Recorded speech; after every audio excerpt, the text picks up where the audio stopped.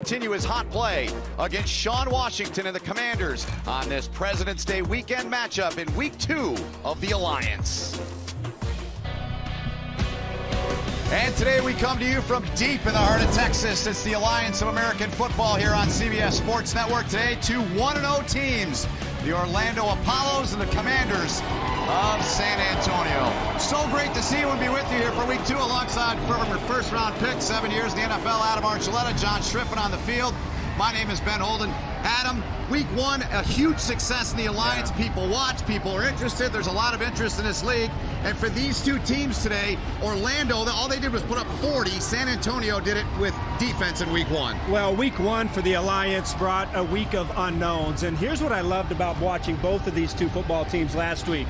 Although they had slow starts, as the game went on, they got better and better and made the key plays that led to victory. They certainly did. We'll take a look back, and Orlando's offense was great. San Antonio's going to face this offense today. Garrett Gilbert shook off a slow start and threw a strike to Jalen Marshall. Marshall quickly returns the favor with a little Orlando special, and what I loved about this offense, as they opened it up, the big plays started coming. Now, for the Commanders, the big plays came on defense. 3 interceptions, 6 sacks, and then there was this, what I love to call proper hat placement, that really set the tone for the Commander defense. Well said. Steve Spurrier and his Orlando Apollos invade San Antonio, where they've got another great crowd today. The Alliance comes up next.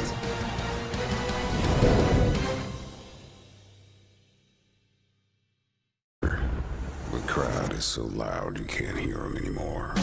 The cowboy's safety is provided by a few good men. His fistful of rope is the only bond between man and beast.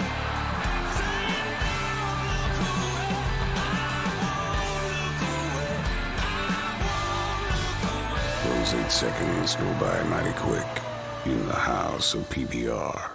This is a special report for people who want the facts about reverse mortgages without the hype. You've seen a lot of commercials telling you how you can turn the equity in your home into tax-free cash. But do you really know if a reverse mortgage loan can help you? Call today. For a limited time only, we'll send you a free special report. There's no obligation, and the call is free. So don't delay. Call 1-800-418-2734. That's 1-800-418-2734. Simple question. What are we looking at here? What is that? Gobbledygook. I don't get it. I don't care to. However, what's this? Is that a little sunshine? Golf ball? A brew dog? Don't mind if I do. Boom! Fist bump. Sounds like a pretty good day to me. How'd we get here? Golf book. Super easy. Click. Book the tee time. Click. Send the invites. Sunshine. Golf ball. Brew dog. Here it comes. Fist bump. Okay. That's a Fred talk. Expectations are sky high. The atmosphere is sure to be electric. So check it. Well, here we go. We're underway. Nice pass. What a move that was. He can beat you in a lot of ways. Dynamite. Out deep. Whoa, it's going to slam. Woo. Leaving it all out there. Whoa, what a shot. That's great college basketball. Yeah. Okay, gentlemen, welcome to today's game. Shake hands, introduce yourselves. And we're back inside of the Alamo Dome here in San Antonio, Texas. 1-0 Orlando and 1-0 San Antonio. Troy Aikman here. He will spot the ball. Former teammate of the GM of the San Antonio, you're the franchise. Home team. Orlando, you're the visitor. Johnston. John Striffen with Steve Spurrier. Take it away, John. Thanks so much, Coach. An impressive performance back in Week 1. How do you top your 40-point performance by your offense here today? Well, that game's history. This is the only one that counts. San Antonio, a very good team. Should be a heck of a game. Yeah, they stand out on defense. Specifically, they get after the quarterback. How do you protect him, keep him off the turf? Well, hopefully we won't hold it a long time, and hopefully get some guys open and things like that. Okay, Coach, good luck today. All right. So the head ball coach back in the coaching ranks here in the Alliance. Go that way. Okay. Turn that way. Okay, you stay here. Mike Riley. The Orlando's ball, 1st and 10, going in this direction.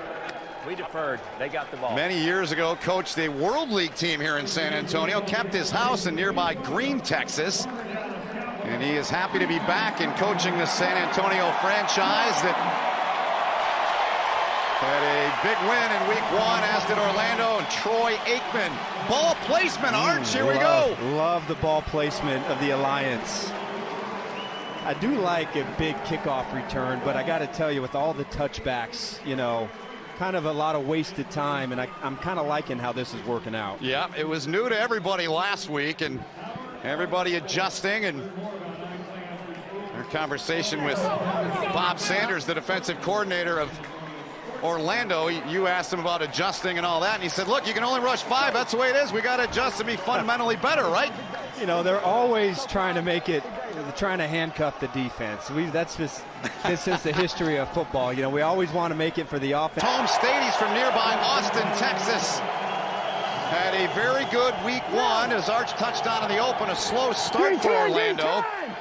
He started 1 for 7 for 16 yards, but he caught fire late, trying to dump it off over the middle, but it was incomplete for Akeem Hunt. So, Arch, let's meet Garrett's offense, and really, Gilbert, you're going to see this play over and over again. This is called mesh, where they get a shallow crosser with a pick coming from the other side. And here, 2 short routes, 2 routes under 6 yards. The first 2 throws of the game, the ball was behind the wide receiver. I think, much like it was in last week's game, Gilbert has to settle down a little bit, make the sure throw, and make sure his receivers can get their hands on the ball and run after the catch. Big third down here early on. First possession of the game. 3rd and 6 for the Apollos. Gilbert taking a shot at him and wide open, and he overthrew Marshall.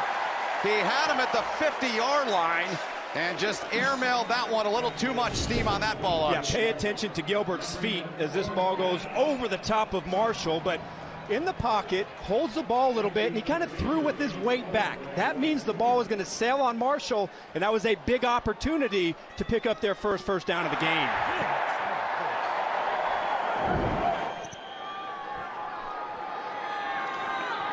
Steve Spurrier wearing the mic. Both coaches are. The quarterbacks are as well. Greg Ward Jr., the former Houston star, takes it from the 31. And about a 6-yard return by Ward. He was forced out of bounds by Scott Orndorff. So a minute gone by, and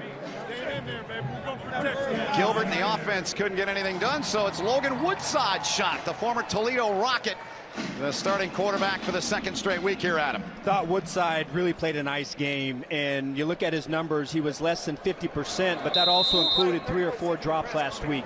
When they needed to make a play last week in the 3rd quarter, he delivered, and I expect the same thing from Woodside here today. 3rd round pick in the Alliance quarterback draft. Bingo, son. Logan Woodside into the breadbasket of Kenneth Farrow. Farrow started last week. He had the first touchdown in franchise history, a 3-yard run over right tackle with 14:56 remaining in the game. When you look at this roster, I think the Commanders have a pretty good stable of backs. Farrow is the #1 back, but also David Cobb, the big bruiser from the University of Minnesota. And I thought watching Aaron Green, number 22, when he had a chance to carry the ball last week, looked extremely explosive. Aaron Green, the hometown product. Bingo, son. Attended TCU in his college days. Woodside taking a look. He's got plenty of time. Throw, catches made over the middle. Stretching to try to get midfield was Greg Ward Jr. Mike Riley raved about him. He was a quarterback at Houston, a wide receiver. He can do a little bit of everything. And the same concept we talked about from the Apollos, the shallow cross, and really excited. I think this is a perfect league for a guy like Greg Ward. Challenge flag out at the 43-yard line on the far side of the field. And there's the head ball coach who threw it out, Steve Spurrier, 73 years old. 3 months removed from back surgery. As we look back here, Arch. Really nice job finishing that run. Obviously, you see that knee is down, but these running backs, both Kenneth Farrow and David Cobb, big running backs, and Farrow sits 5'9", 220 pounds with that center of gravity. Hang on with me a second, because I'm going to get a placement for you. All right, we have contact with a knee down at the 40. So at the Orlando 40, knee down with ball. Time on the clock is 12:39 at that point, and then you're going to wind because he's inbounds. So 12:39, reset the clock to 12:39 and wind. And then we are going, no, we're not going to reset the clock. Forget that. No clock reset, James. No clock reset? No clock reset, but we are going to put the ball at the 40. At the 40-yard line. It's going to be on the Orlando hash, and it's going to be first down at the 40.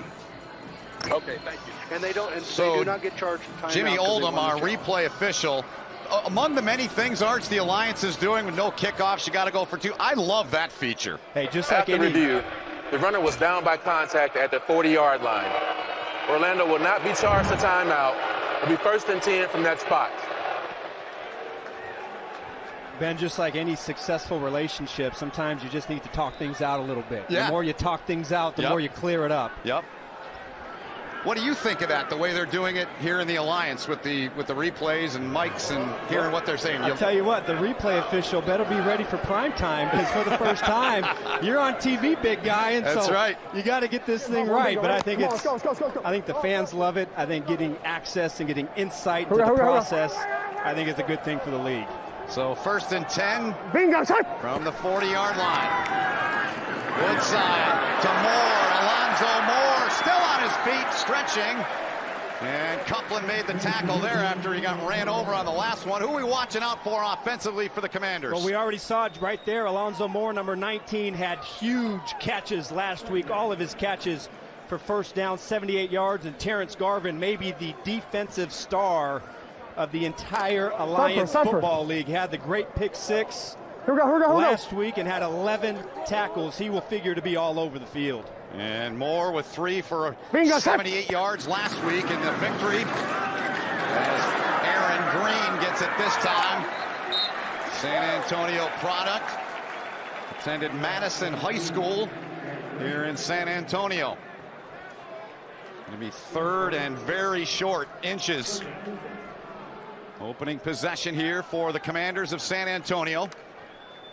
Orlando got the ball first and to punt it away. Hey, ice!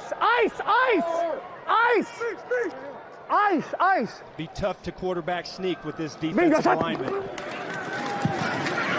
He tries it as Woodside, and it looks like they've got it. They do have it. The referee, James Carter, saying they've got it. Well, this is stacked up right here, so I like how Woodside takes it and looks for the open gap. Don't try and go where there's defensive players. Look at what the defense is giving you and run the quarterback sneak to the open gap. So that is good awareness at the line of scrimmage for Woodside to pick up that first down. Here we go. So first and 10, they've got perfect balance right now. 6 plays, 3 and 3 each way through the air. Now 4 through the air. Throw, catch, and it's Greg Ward Jr. with a reception. Well, we got a chance here, Arch. Let's now look at setting the table for the game with at home. Well, Apollos, you got to protect yourself. We already saw the Commanders with 6 sacks last week coming from all levels of the defense. I think for the Commanders, continue to crank up that run game. I really think you have a good stable of backs, and you can really go at this Orlando Apollo defense with a balanced attack. Here we go. Pick up a 1 on the play to Ward. Here's Woodside. Drafted originally by Cincinnati in the NFL. Kenneth Farrow. He's running, turning and burning good. Northrup on the tackle for Orlando. 3rd down and short coming up. Yeah, left guard Cyril Richardson has some NFL experience, and this is a great zone block. Watch how he just washes the defensive line down, and that gives the running back, Farrow, that vertical seam to be able to square up his shoulders and finish with a physical, powerful run. So 3rd and a yard this time. Woodside kept it last time. The Commanders 2 for 2 and make it 3 for 3 as Farrow gets the rock in the pile. Pushes forward another 5 yards. Outstanding work up front by Mike Riley's guys. Yeah, we just talked about the left guard, Richardson. Watch both of these tight ends. Yeah. Double tight end set, and look at the push you get by number 85 and number 88. What a great block by Cam Clear, number 85, to seal off that linebacker. The Commanders utilizing a great short yardage rushing attack here. What a drive for Mike Riley's offense to start off this game. Yeah, you saw Evan Rodriguez, the other tight end. He came off the field and on to that block, and a ton of room here, and toward the goal line is Farrow, and they say touchdown. Kenneth Farrow takes it in as San Antonio draws first blood here in the Alamo Dome.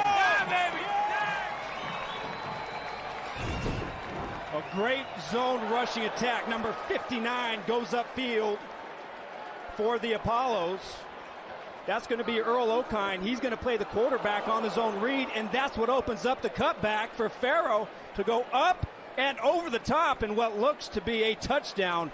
Wow, what a rushing performance on that drive to start it up for the Commanders.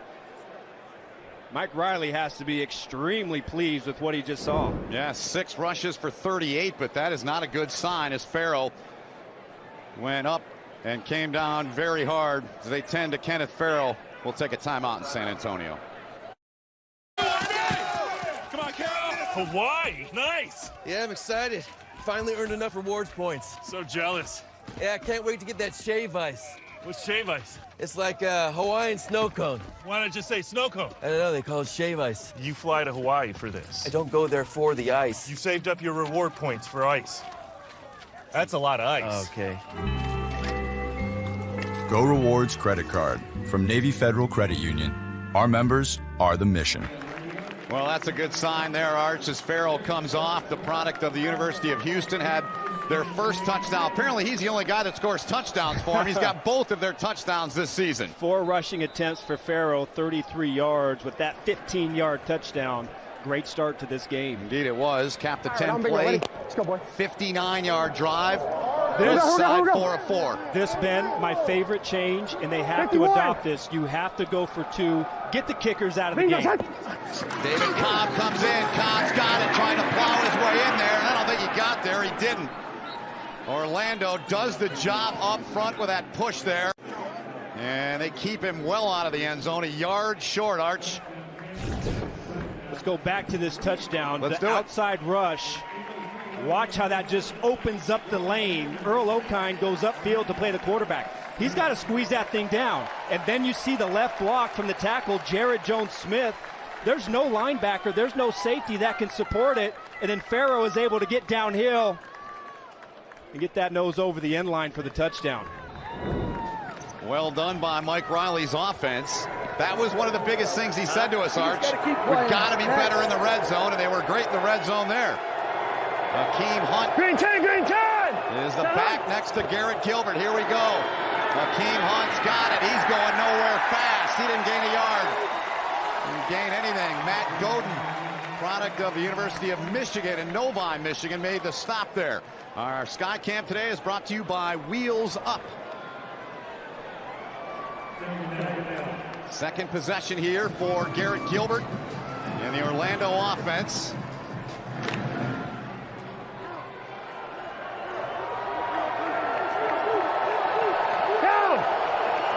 Gilbert 1 of 3 thus far. Green 10, green 10! Gilbert down the middle and broken up. Charles Johnson, the intended target, broken up by Devontae Bowsby. Boy, that was tight coverage. Yeah, Devontae Bowsby running with the inside breaking route. If Bowsby just turns his head, he is in great position. If he just has confidence to turn his head, he's going to get an interception. That's the next step. Once you're in position and once you're in phase, turn and look for the football and make a big play. Bowsby had a pick last week in their Week 1 win. Gilbert, nobody's open now, throws, and it's incomplete. And the Commanders' defense in command right now as they bring up another punting situation. And Austin Larkin getting a piece of that ball on the way out. It's just man-to-man coverage. And watch the secondary. Everybody is covered up. There is nowhere for Gilbert to throw the football. A really good job up front in protection, but nobody is getting the separation. And for the Commanders' defense, this secondary, who was excellent a week ago, are starting the game the same way and shutting down this Apollo passing attack. Ben Turk on the punt again. Greg Ward Jr. lets it bounce. Called for the fair catch. With 7:04 to go in the opening quarter. San Antonio, one drive, a touchdown behind Woodside and company. They've got it when we come back.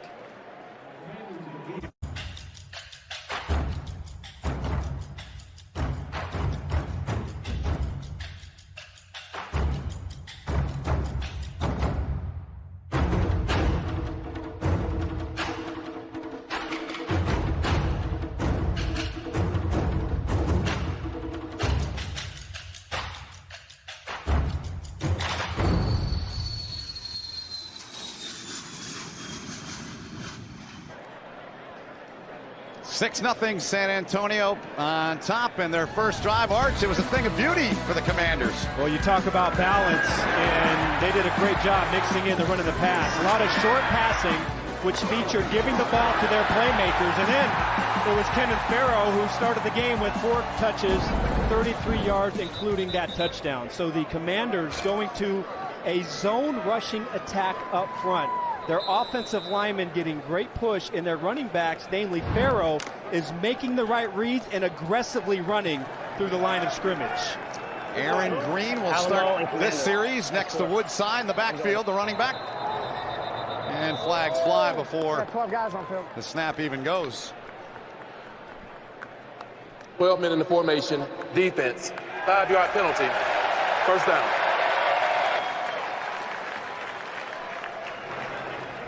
All right, Alamo Commander. Steve Spurrier's defense guilty of the illegal formation. So a 1st and 5 upcoming here to begin the drive for San Antonio. They like this formation, using their tight end as a lead blocker, number 88. Right now he's in the wing. Into the breadbasket of Aaron Green. Green trying to get outside. Great pursuit. Outstanding work getting there was Anthony Moten all over him. Well, Steve Spurrier's offense got a lot of publicity last week for putting up 40 points, but we can't overlook this defense because they had an outstanding game last week, holding the Legends to 224 yards total offense, and they've really got some big-time playmakers in the front. So this is, I know it was a great drive to start the game for the Commanders, but this is a very good defense, and offensively they've got to stay consistent. Bingo, shot! See what Woodside does here on 2nd and 8. Loads and fires, taking a shot! And coming up with a catch! DeMarcus Ayers with a beautiful grab! Pulled it in with one hand! Wow, what a beauty from Ayers. The coverage cannot be any better. Unbelievable. Mark Myers Jr. in the slot. Great body position. The ball placement from Woodside was incredible, and then the one-handed effort. I think that's the one thing you love to see, these wide receivers finishing the great catch. DeMarcus Ayers, a product of the University of Houston and Lancaster, Texas. Woodside, another good-looking ball, but that one's too high and incomplete on 1st down as he looked there for McHale. And couldn't get it. Reeser on the coverage. Well, Keith Reeser had a standing game last week, just completely locked it down. He was thrown at 5 times, only gave up 2 catches for 14 yards, and was probably one of the top corners in the entire league. So their excellent coverage once again in man-to-man coverage. And now it's 2nd and 10. He had 4 tackles as well. The young man Reeser, 30 career NFL games. Aaron Green here with a short pickup. Takes it to the 37-yard line. 3rd down coming up. 3rd and about 7.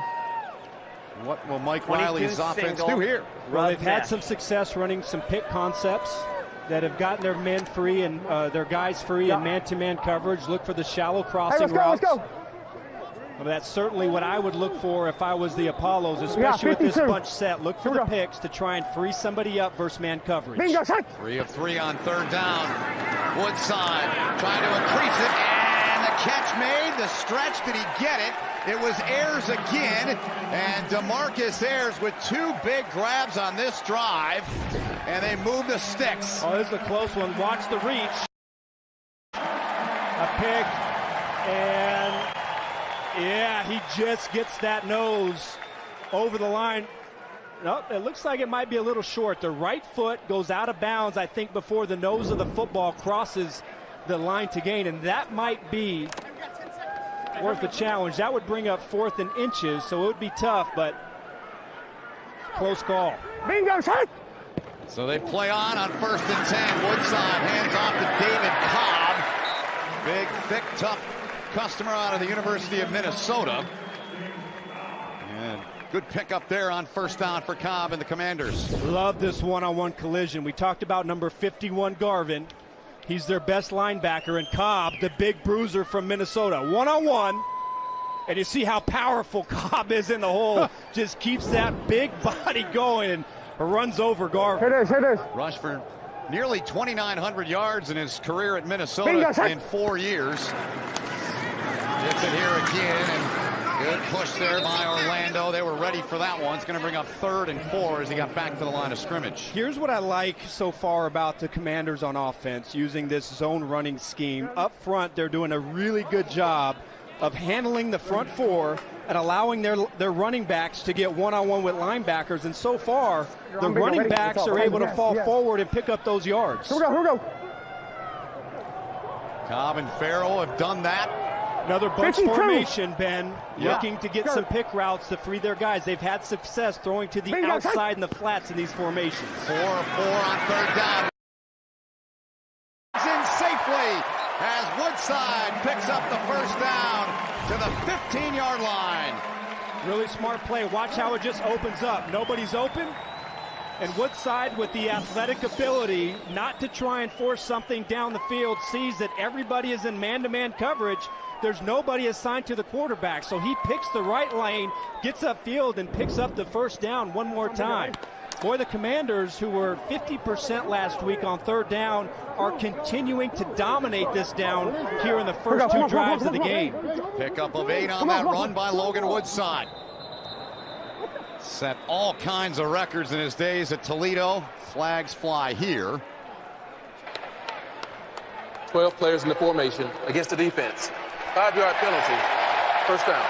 Well, that's the 2nd time that's been called today against Bob Sanders' defense. Can't get a step on it. Apollo's having a hard time with their substitution patterns right now and really on their heels. Right now, not a lot of answers for Bob Sanders' defense as they've got to figure out 3rd down. San Antonio in this game is 5 for 5 on their 3rd down conversions. Timeout's been taken by San Antonio. With 1st and 5 upcoming.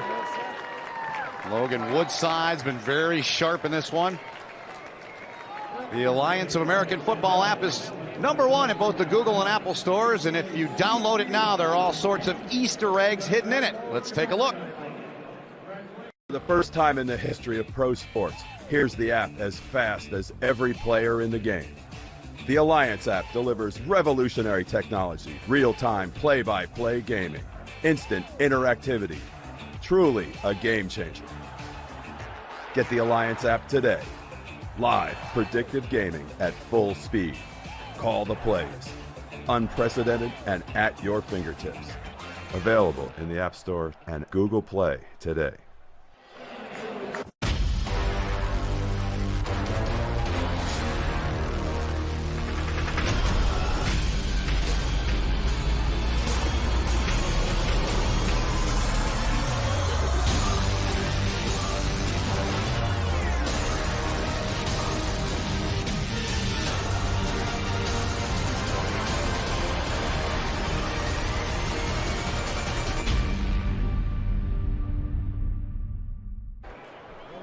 .217 remaining here in the opening quarter. 6-0 San Antonio on top.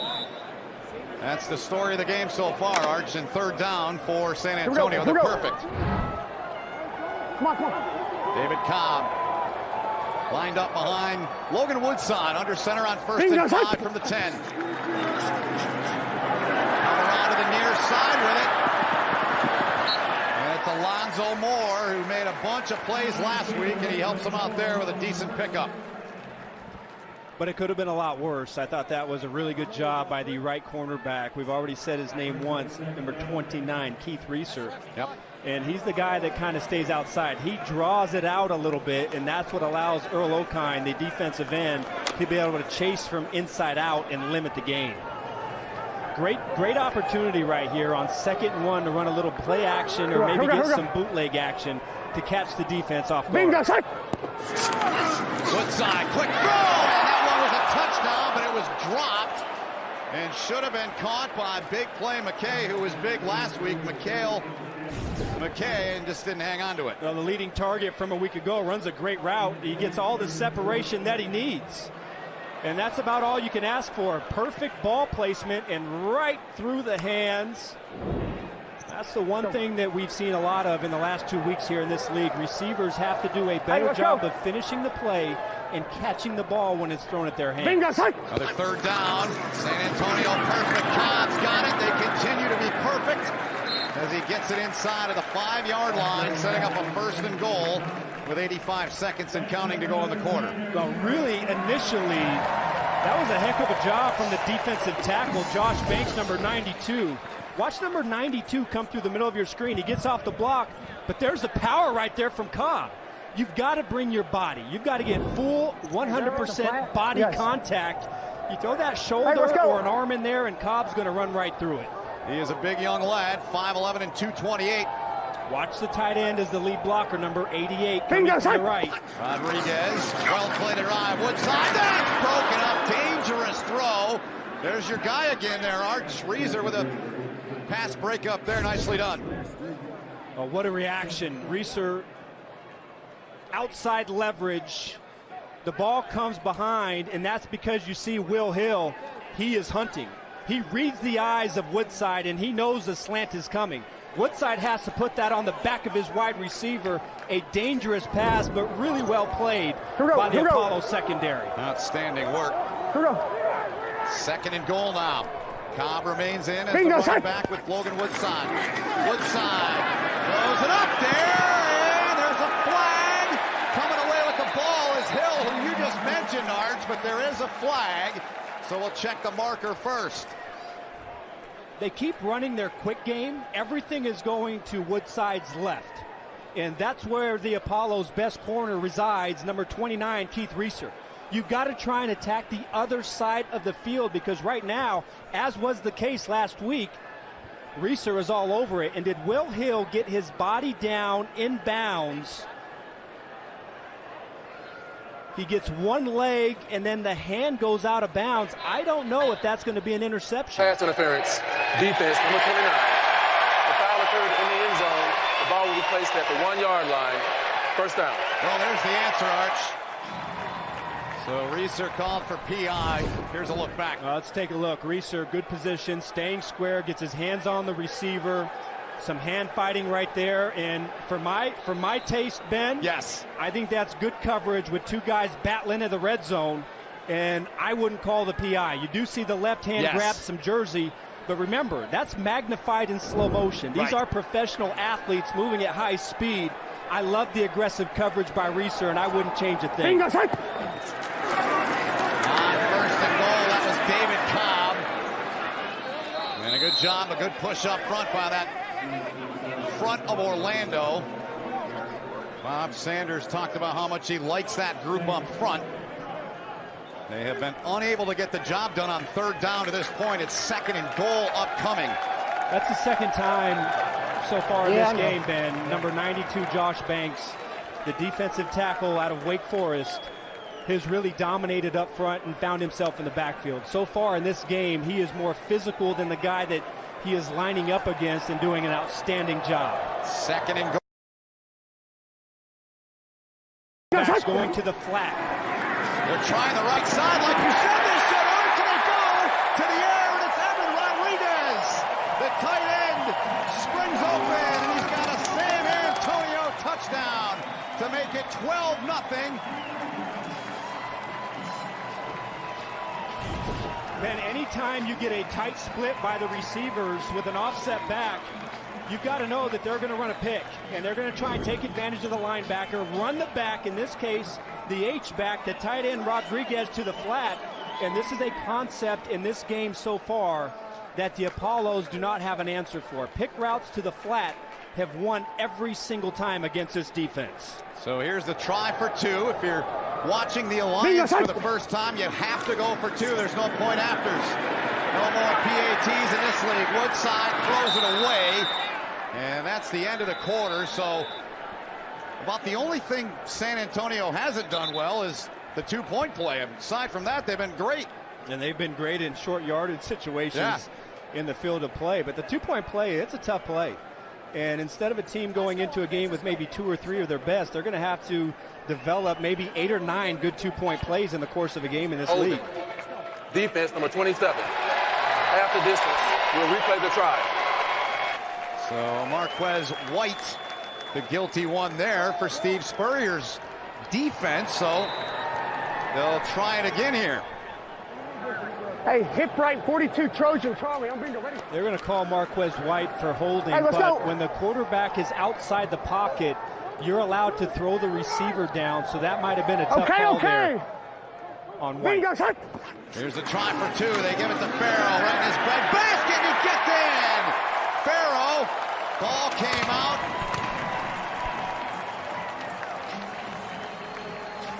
No, the ball came out, they're saying. The runner fumbled the ball prior to crossing the goal line. The try is no good. That's the end of the first half. Copeland got a piece of it on the way out. Good hit right on the thigh board, and that was Josh Banks, number 92, who has been all over the field, this time an inside pursuit. You see him get that left hand, knock the ball out of there, and tough to say with that angle, but he's going to save his football team 2 points. Well, 12-0 our score. That's the end of the opening quarter here in San Antonio between two undefeateds. Great to have you with us on this Sunday afternoon. You're watching the Alliance of American Football on CBS Sports Network, the 24-hour home of CBS Sports.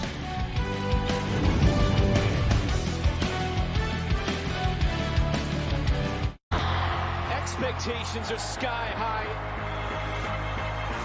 The atmosphere is sure to be electric.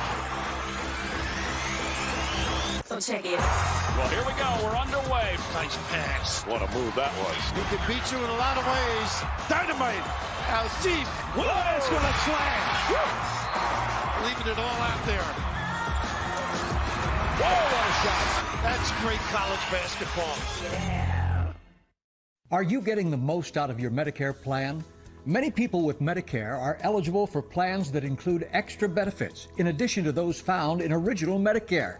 Benefits like dental, vision, and prescription drug coverage. In many areas, plans with benefits are available with $0 monthly premiums or $0 deductibles. Call now. The consultation is free and there's no obligation to enroll. Call 1-800-558-7165. That's 1-800-558-7165. Technical question. Is this fella golfing? This fella right here? Does he appear to be golfing to you? Is that golf? No, that's not golfing. Correctamundo. That's not golf. That's a bunch of malarkey. Trying to get a hold of his knucklehead buddies, seeing if they're going to make the tee time, when he should have just busted out golf book, zip, zap, zoop, bop. You book it. You confirm the foursome. None of this malarkey. You don't need it in your life. Life is hard. Mortgage, kids, gluten, etc. That's Fred talk. Here, the crowd is so loud you can't hear them anymore. The cowboy's safety is provided by a few good men. His fistful of rope is the only bond between man and beast.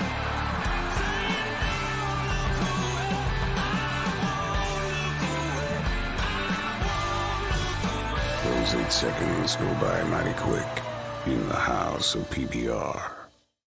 Second quarter with Adam Archuleta, Ben Holden, John Schriffen down in the field with Logan Woodside. Schriff. Oh, Ben, thank you so much. Logan, outside of that touchdown throw, I noticed you throw to the left side a lot, Mikhail McKay. Was that in the game plan, or is there something you've noticed in the defense? Yeah, just try to give my guy a chance to make a play. All of our receivers are doing a really good job, so just trying to find the best matchup and work it. Logan, good luck the rest of the game. Yeah, thank you. Appreciate it. Logan Woodside, his team on top 12-0. 2 outstanding drives put together by San Antonio. They scored 15 points in week 1. Hey, please. And they look really good. Garrett Gilbert on for the 3rd time today. He's 1 for 5 so far, chucking it. And that's a throw, and that is a beautiful catch on the sideline. Excellent work by Rennell Hall. Oh, did he get his feet down? Because this... to the right foot. Is it dragging? Is it dragging it, or is it off the ground? I don't know. That's going to be... I think either way, that would be a tough one to overturn. Illegal contact. Defense number 33. That penalty is declined. The result of the play is a first down. Either way, Zach Sanchez with the illegal contact. But what an important first play to be able to pick up the first down and give something for Gilbert to operate with. Gilbert hands it off. It's Davion Smith, former Michigan Wolverine. Part of that backfield with Akeem Hunt, and also Dearness Johnson in there. Ryan Green inactive today, and Gilbert, very similar start, unfortunately, for the Apollos and the head ball coaches they had in week 1, but he responded well. And last week, the offense started to get going when they used a lot of jet motion and a lot of pre-snap motion and started throwing the ball vertically down the field. Here's Gilbert doing just that, right on cue. Art's got him at wide open, right in the bucket, and it's caught by Charles Johnson. A strike from Garrett Gilbert, and a first down and goal. Yeah, watch number 41, Bowsby. You've got to get out of your back pedal. He spends too much time looking back at the quarterback. He is looking at the quarterback, and at that time, Charles Johnson, who is a big, fast, athletic wide receiver, just runs right by him.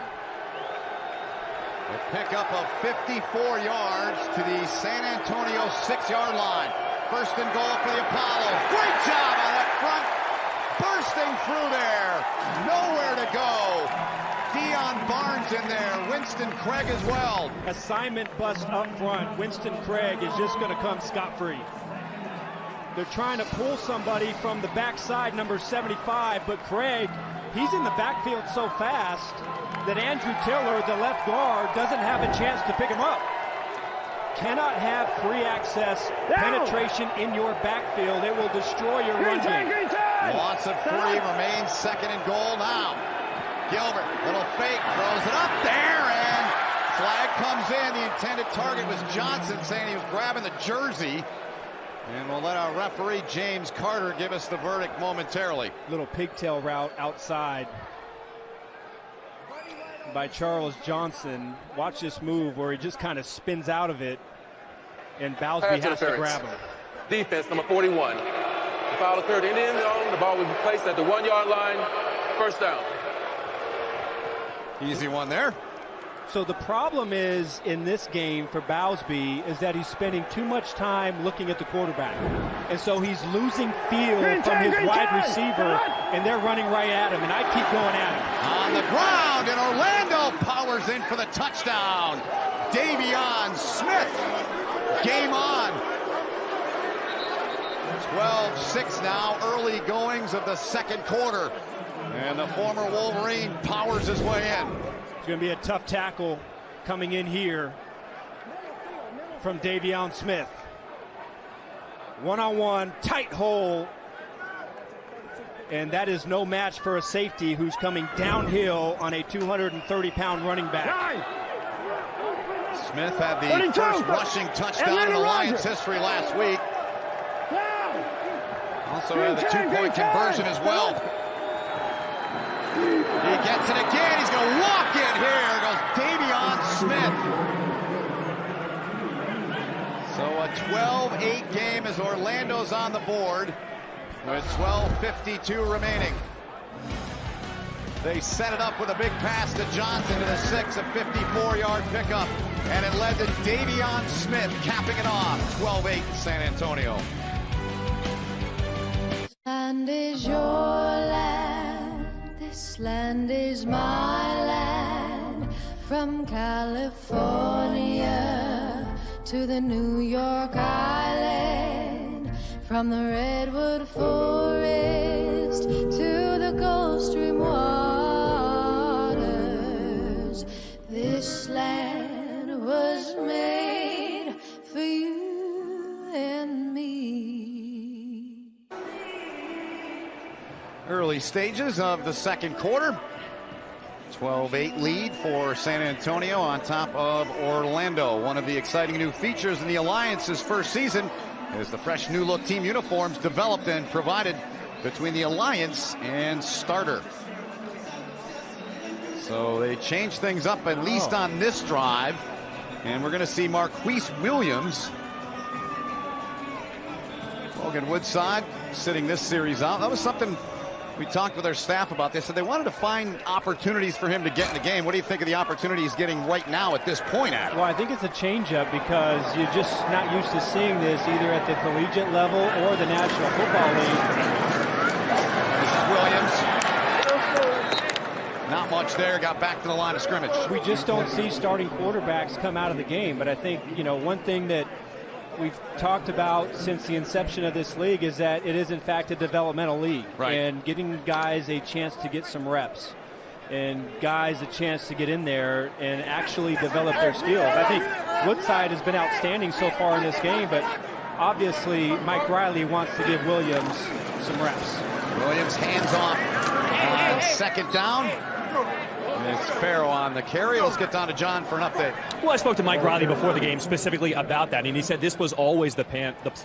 Marquise has been playing so well in camp that he wanted to give these guys both a shot. So Logan's going to get every 2 series, and then the next one you'll see Marquise, and he said at halftime that's when they'll make the decision who's going to really play the bulk of the snaps for the secend half. They play 2. They're great stuff, Shrift. Interesting. Yeah. 3rd and 8 here for Marquise Williams. North Carolina product steps up. Now he's going to take off. He was great at running the ball in, throwing it in Collins, and he picks up a huge run out to the 42-yard line. Tackle made by Will Hill. First down, Commanders. Earlier in the game, we saw Woodside take advantage of the same thing against his defense. Everybody covered downfield, and then right up the middle versus man-to-man coverage, there's no linebackers that have eyes on the quarterback. So Williams, he's going to take the easy route. He's going to get upfield and pick up a big gain by using his legs.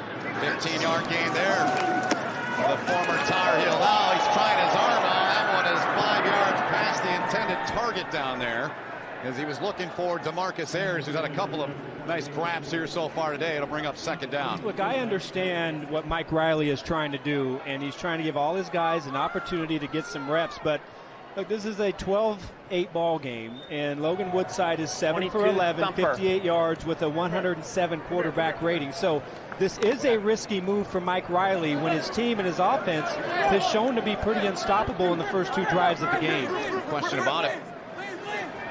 Woodside outstanding. Farrell still on his feet. Man, does he run tough. They blow it dead, and they'll give him progress on the run. Going to spot him at the 48-yard line.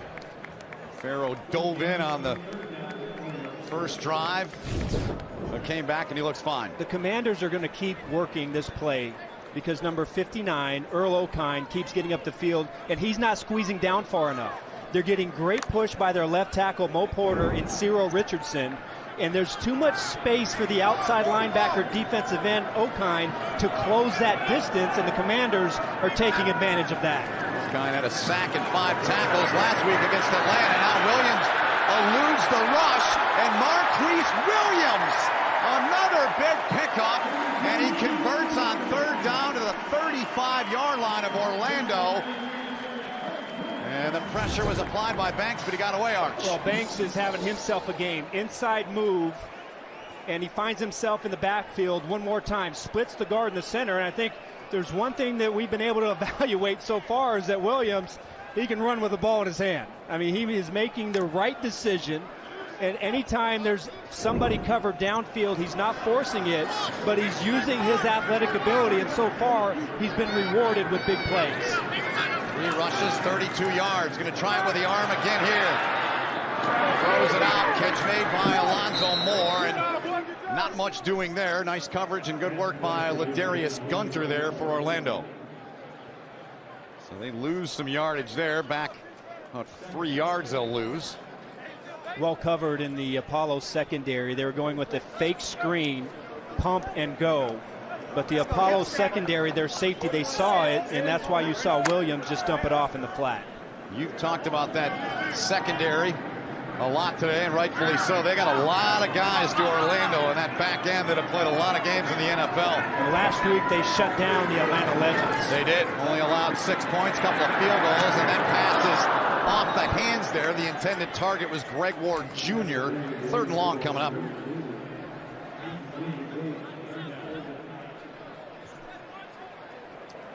So Marquise Williams. Come on, let's punch it in. Great fan support down here in San Antonio. At almost 28,000 week 1. I'd say we're there, maybe more this week, Arch. Yeah, and I think that they've done a good job in this building generating some noise when the Commanders have been on defense. 3rd and 13. See if Marquise Williams can convert. Play clock runs out. They took a timeout, did the Commanders? Second charge timeout of the half, San Antonio. 30 seconds. So let's take a listen. We've got microphones on both coaches. Let's get our Wired segment in here so far today. Okay, let's go 3 wide, 3 wide. 3 wide, 3 wide. Ice, ice.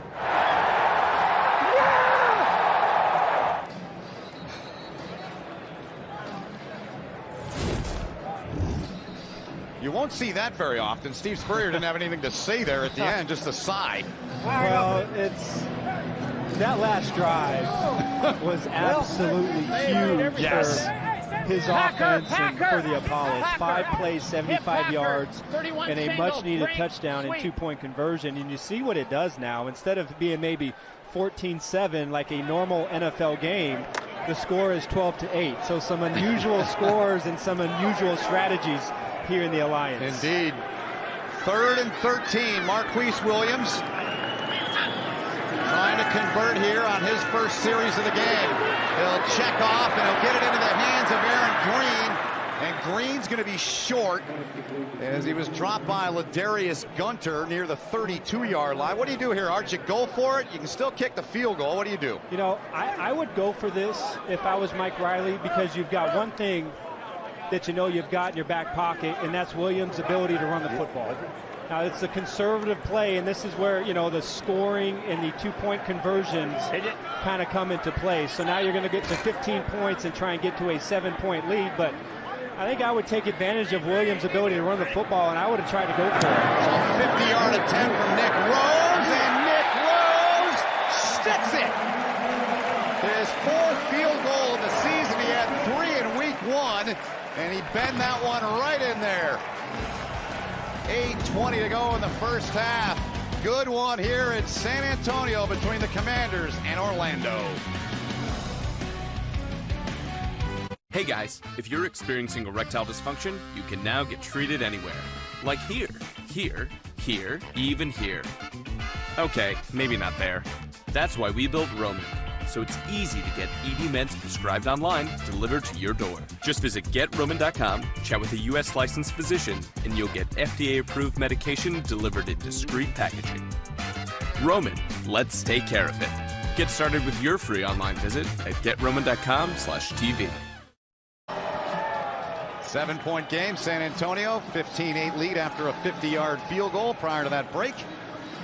Orlando coming back on. Now there's another reason to root for a high-scoring game. For every touchdown scored in every game this month, the Alliance will donate $1,000 to Team Rubicon, a veteran-led nonprofit that helps communities recover after a natural disaster. Great thing they're doing, and Garrett Gilbert comes back on.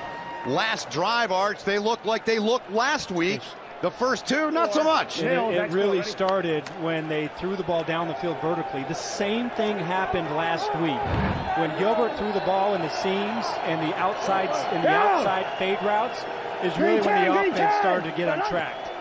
Here goes Gilbert back to work from the 25. Takes a shot right down the middle. Beautiful ball delivered, and it's Jalen Marshall in the open field inside of the 20-yard line. Devontae Bowsby, the tackle, saved the touchdown. Beautiful read by Gilbert.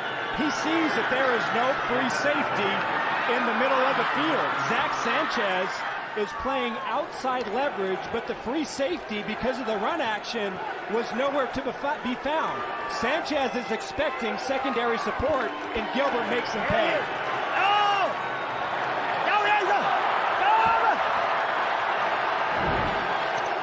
57-yard pickup. Gilbert, 128 yards. Play clock. They get it away. Keep it on the ground here. Bring it around to the near side. Rennell Hall with the football.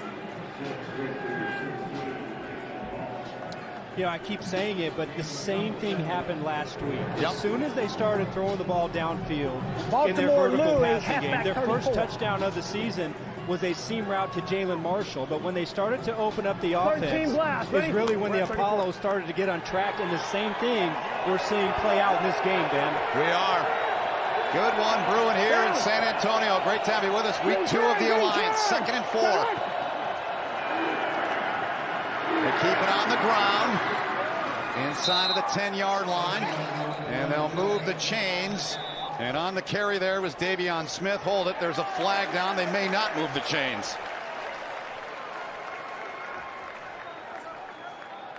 Okay, Didi.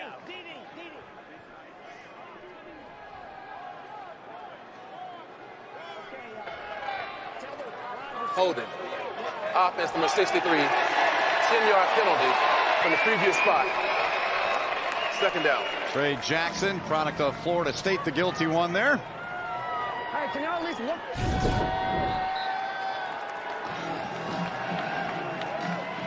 The left arm right there. You see the jersey pull. Gilbert has really liked watching him when he throws the ball downfield in the first 2 games of this season. I'm with you. Throws a beautiful ball, does the former Mr. Football here in the state of Texas. That one, the broadcaster jinx, I suppose, as he overthrew him there, brings up 3rd and 14, Arch. Yeah, they were trying to do, this is pretty much the exact same route that they scored their first touchdown of the season. They're running vertical seams, and they're trying to get the ball to their inside receiver, number 17, Jalen Marshall. And from watching this offense last week, anytime they get around that 30-yard line is when Steve Spurrier loves to take shots at the end zone. That time, really well defended by the Commanders' secondary. Try.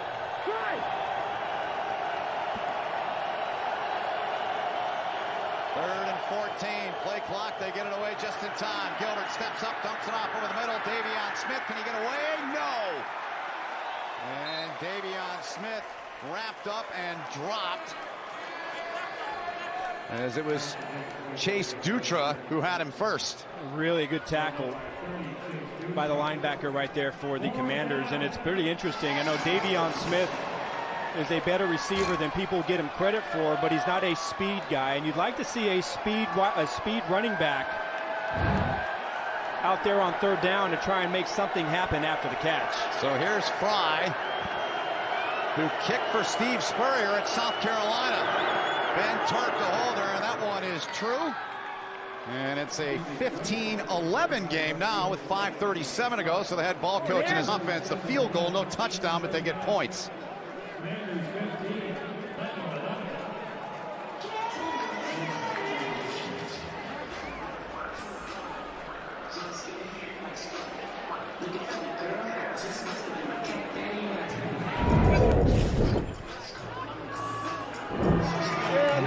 You wide open on the fence? Yes, I would. Garrett, did you look at him on the fence or made up you? I had him off just there, and I knew we had him. Okay. Was the fence good, too? Oh, Yeah, coach. So great audio there, and then here's the play coming true, Arch. Yeah, and it's too easy. When you've got outside leverage by a corner with no inside help from a safety, that's pitch and catch. First down run from Aaron Green. Tackle, I beg your pardon, Logan Woodside's back in the game. Yeah, Green the run, Woodside back in. Orlando 6-play drive, 60 yards, 2:43, and they capped it off with a field goal. And as for San Antonio, well, they've been perfect when it comes to scoring points, Arch. Yeah, look at how many plays the Commanders have been on offense, and you've got to wonder here in the first half, and only the 2nd game of the season, how the Apollos defense and their conditioning is going to play a factor here for the rest of the time. 2nd and 7, Woodside to the air, it's tipped! And incomplete. Intended target there was McKay. Got tipped before it ever got to him. 3rd and 7 coming up as a got an Apollos player slow to get up. 10 to him with 4:54 to go until halftime. Now it looks like that's the cornerback, Ladarius Gunter.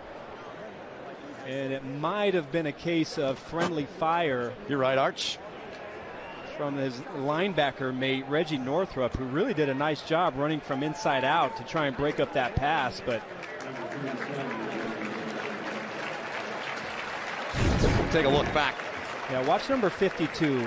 We're looking at 37, but 52 comes in right there, receiver and cornerback.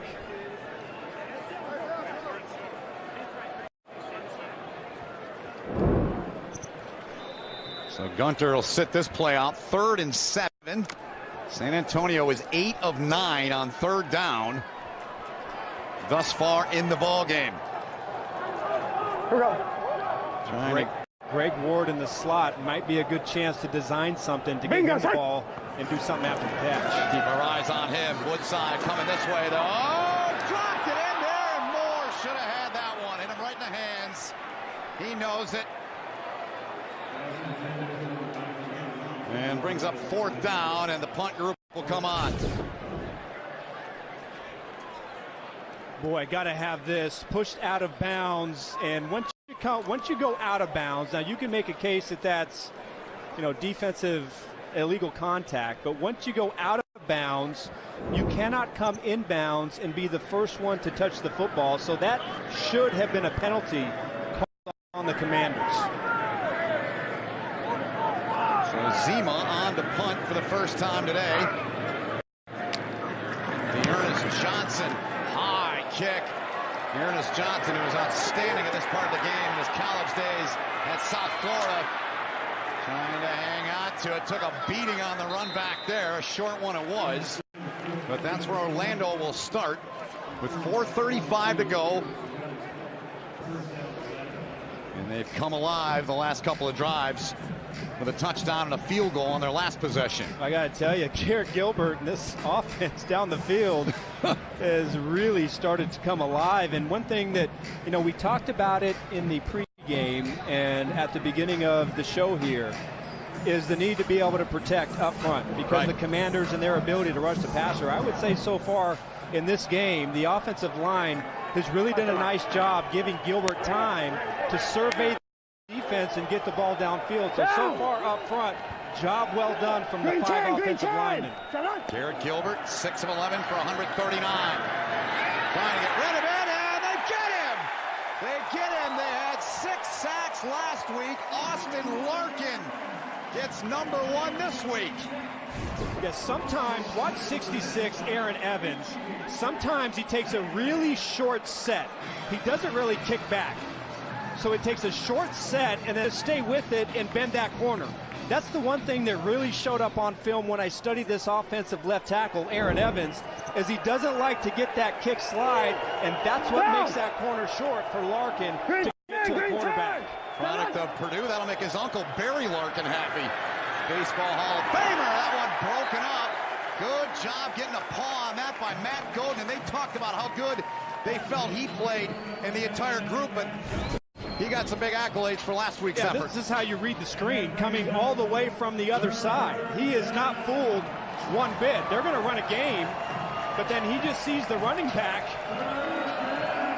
Dearness Johnson, leak out, and he's almost able to undercut that thing and go the other way. So really nice awareness from Godin to break up that screen pass, and now force 3rd and 16. 0 for 2 is Orlando on 3rd down. Pressured Gilbert.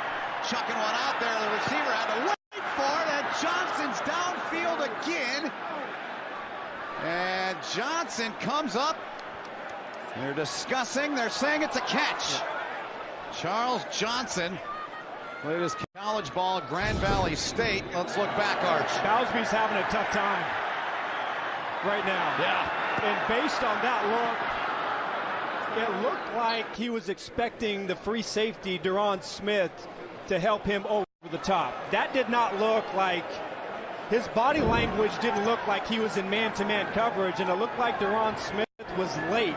Got caught looking inside, and that's where the separation was for Charles Johnson to get another big play. They have really attacked the right side of that Commander defense and had a lot of success targeting number 41. 2 for 99, the numbers for Charles Johnson catching the football today. To your point, they went deep to him twice. From 14 to 16, 39 games, 17 starts with the Minnesota Vikings. And he's going to take a play off here, but they've got it on the right side of the field if you're Orlando here for the head ball coach, Steve Spurrier. And if I'm Steve Spurrier, I would keep attacking Bowsby. I'd make him work. It looks like he's tired out there, but I would keep going out there and attack him. Gilbert taking a shot, going far side, throws it out there. Too much underneath it for Ismael Hyman. Well, too much heat on that ball from the Texas native. Yeah, they're trying to isolate Hyman on the safety out there. And, Nick Orr. Excuse me, that's Nick Orr.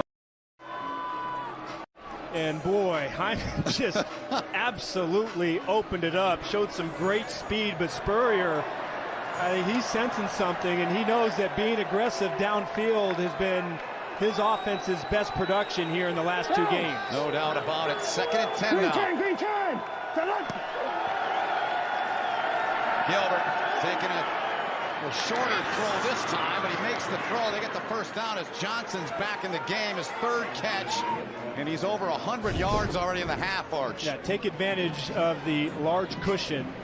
Push Bowsby up. It was a pretty good break from Bowsby, but the initial cushion is what allowed Johnson to get that separation. What I loved about Johnson is how he came out of that break. No wasted movement. He cut it sharp, came back downhill, and that's why the separation was there for Gilbert to give him the ball on the sideline. 3 for 112 for Charles Johnson catching the football. Dearness Johnson, the deep back, and Dearness Johnson gets away, use that speed. About a 4-yard pickup there on the run. Nick Temple with a stop there as the clock continues to wind towards the 2-minute warning here. They got plenty of time if they want to get one off before it. Really all you can ask, Ben, of your running back is to break the initial first tackle. Number 96, Winston Craig, had a chance to make that tackle, and Johnson gets upfield. Well, Gilbert was having a hard time hearing Steve Spurrier there, so they let it wind down. The 2-minute warning will be back after this. We're family. We do anything for each other. But this time, those bonds were definitely tested. Frog leg for my baby brother. Don't frogs have, like, 2 legs? So they should have 2 of these. Since I'm active duty and she's family, I was able to set my sister up with a sweet membership from Navy Federal. If you hold it closer, it looks bigger. Eat your food. My big sis likes to make tiny food, and I'm okay with that. Navy Federal Credit Union. Our members are the mission. Great to have you with us here as we've reached the 2-minute warning here. A 4-point lead for San Antonio. Coming up on the Alliance All Access Halftime Report. Join Alex Flanagan, Rod Woodson, Terrell Davis, and Cynthia Freeland as they get you caught up on everything Alliance related. Must first have highlights and stats. And Arts, we go around the Alliance. How about Birmingham? Yeah, pumping iron, Schwarzenegger style. What a nice job for Tim Lewis. Yeah. And then Arizona, man, it looked like they had a tough time there in the first half of that game last night, but and the did bottom, a great job. The bottom one there, the games. Let me see that number go down. I would think as we get some games in here in the league. And I might have a biased opinion.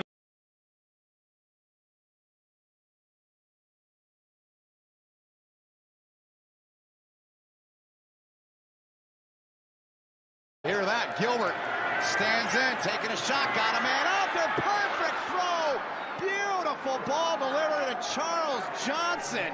Yeah, take aim, as they say in Orlando.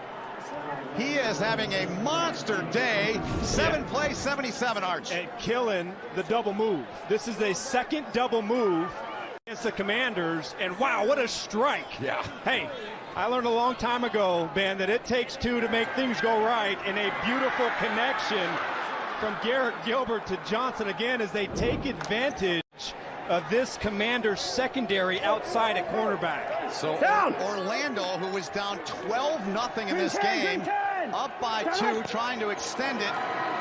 And whistles fly. There's a flag, or whistles go as flags fly at the 5-yard line. Boy, how about Gilbert? Start. Offense 83. 5-yard penalty. Retry the down. How about Gilbert, Ben? Started this game 1 for 5 and is now 9 for 16, 218 yards and 1 touchdown. This is one heck of a response from Steve Spurrier's offense. A pattern. He was 1 for 7 last week when he started. I mean, they try. The short game is overrated. Let's try and throw the ball downfield. I love it. And make it count. Here they go. Gilbert, 2-point try. Tipped away as Jalen Marshall was the intended target there. And it remains a 2-point lead for the Apollos of Orlando. And speaking of Garrett Gilbert, let's take a look at his resume reel thus far today, Arch. Really is. Taking advantage of the Commanders outside. Double move that time on Bowsby. Charles Johnson. No free safety in the middle of the field. Let's take advantage of that. And then again, let's go to the other side.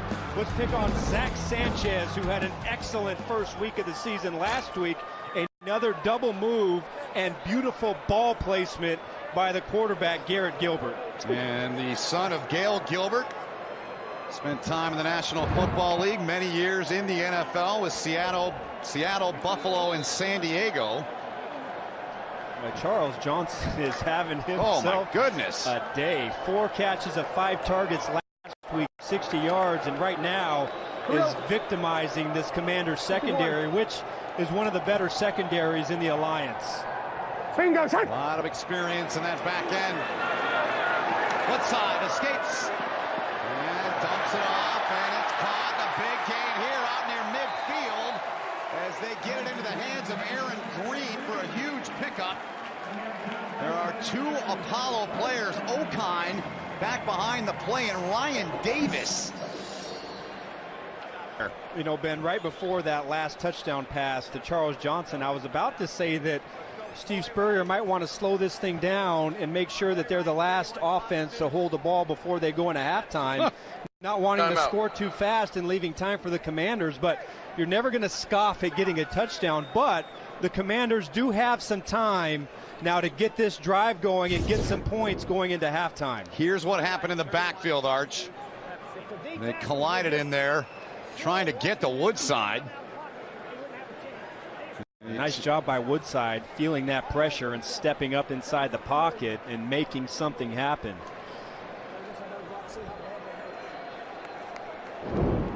So they continue to tend to the 2 men that went down. Due to an injury on the field and the clock under 2 minutes. Ryan Davis, 95, Orlando will be and charged for the Okine. first time out of the half. Right there.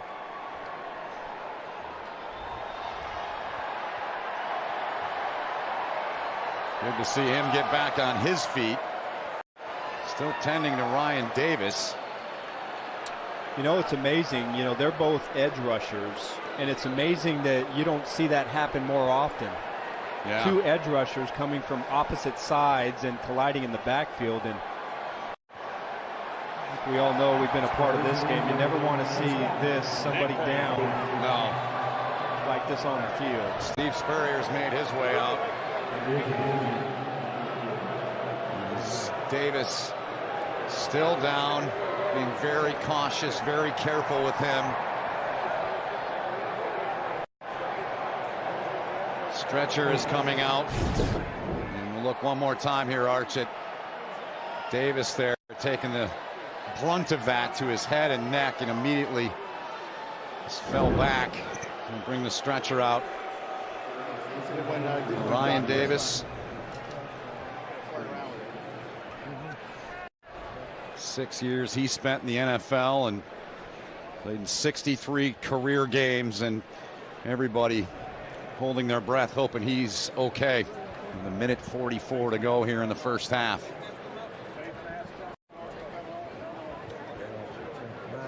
Tight end Evan Rodriguez looking on for San Antonio.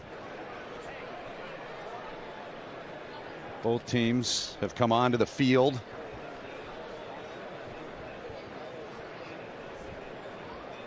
Is everyone waiting and wondering and hoping that Davis is okay?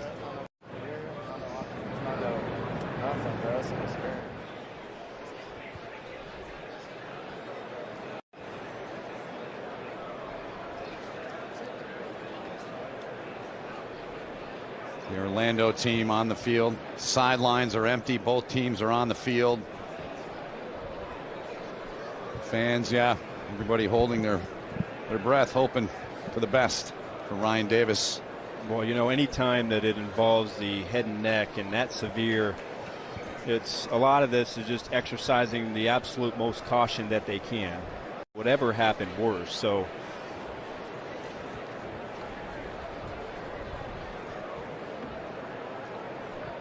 as is the case, yeah, they're being very cautious. Both teams coming together here to tend to Ryan Davis.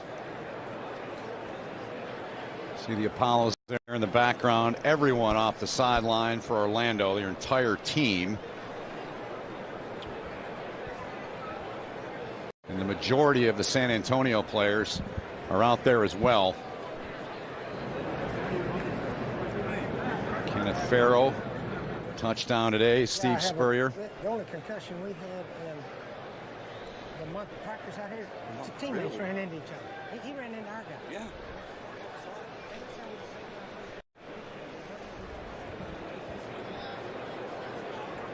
Spurrier there. You heard what he had to say. Part of the great access here in the Alliance. Coaches Mike, quarterbacks Mike. Ryan Davis, 6'2" and 270 out of Tampa, Florida. Played his college ball at Bethune-Cookman, 6 years in the NFL. Hang in there, my man. 63 games. I covered him quite a bit for the Jacksonville Jaguars and was a very productive supplemental pass rusher for Gus Bradley's defense for a few years. There from 2012 to 2015 in Jacksonville, you're referencing.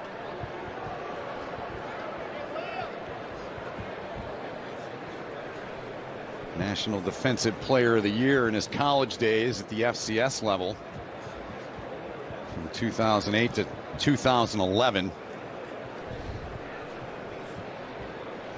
This all happened with 1:44 left in the half. See the Orlando team on the left, they're huddling up and saying a prayer for their teammate Ryan Davis down on the field.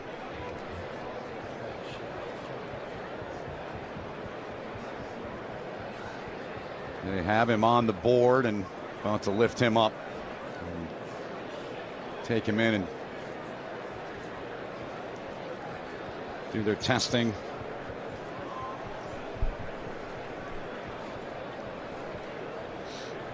Garrett Gilbert, Orlando Apollos on the field. Great look at it there.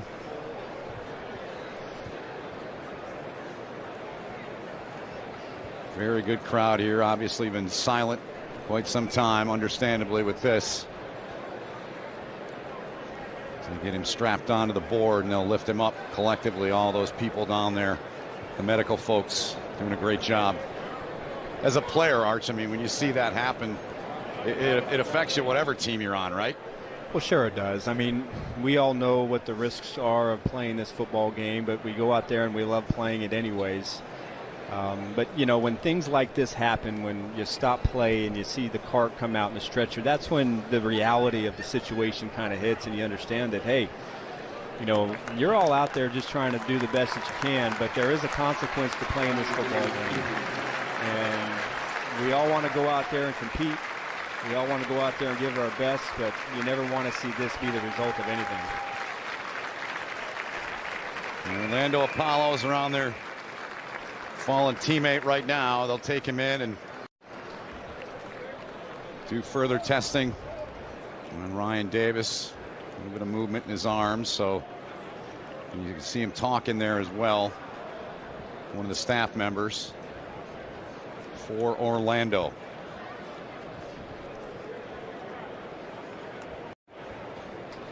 That's definitely a good sign right there. Yeah.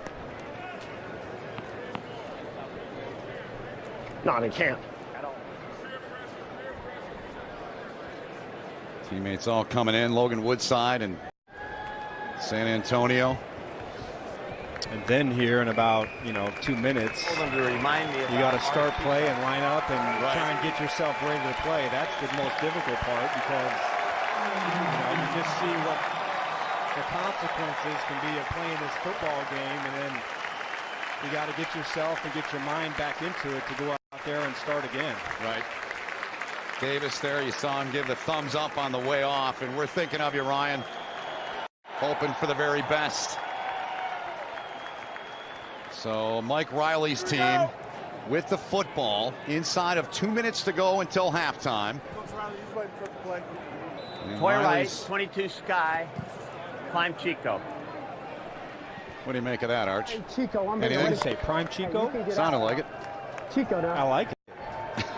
Sounds like a good one to me. That's what I would call. 51. Here we go. 2-point lead for Orlando. Minute 44 to go.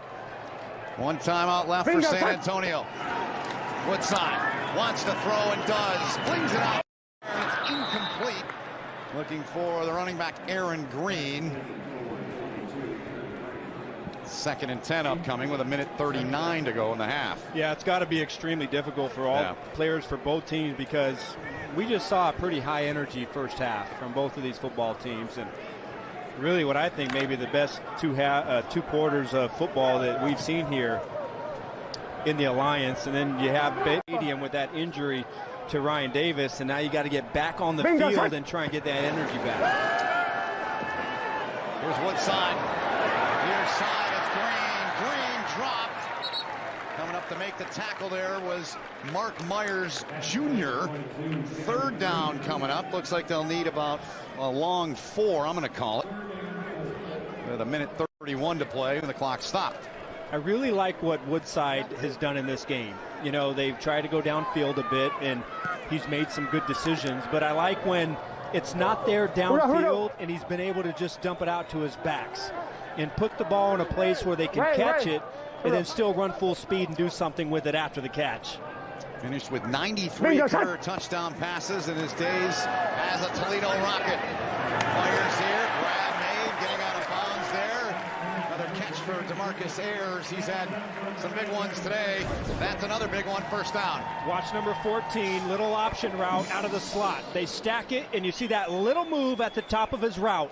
That's what gives him the separation, and perfectly accurate pass again from Woodside. Ayers gets out of bounds. No, 21 and the Commanders are able to convert. 1 minute, 26 seconds left, right about that 37-yard line, so plenty of time here with one timeout for Woodside to work with. Woodside.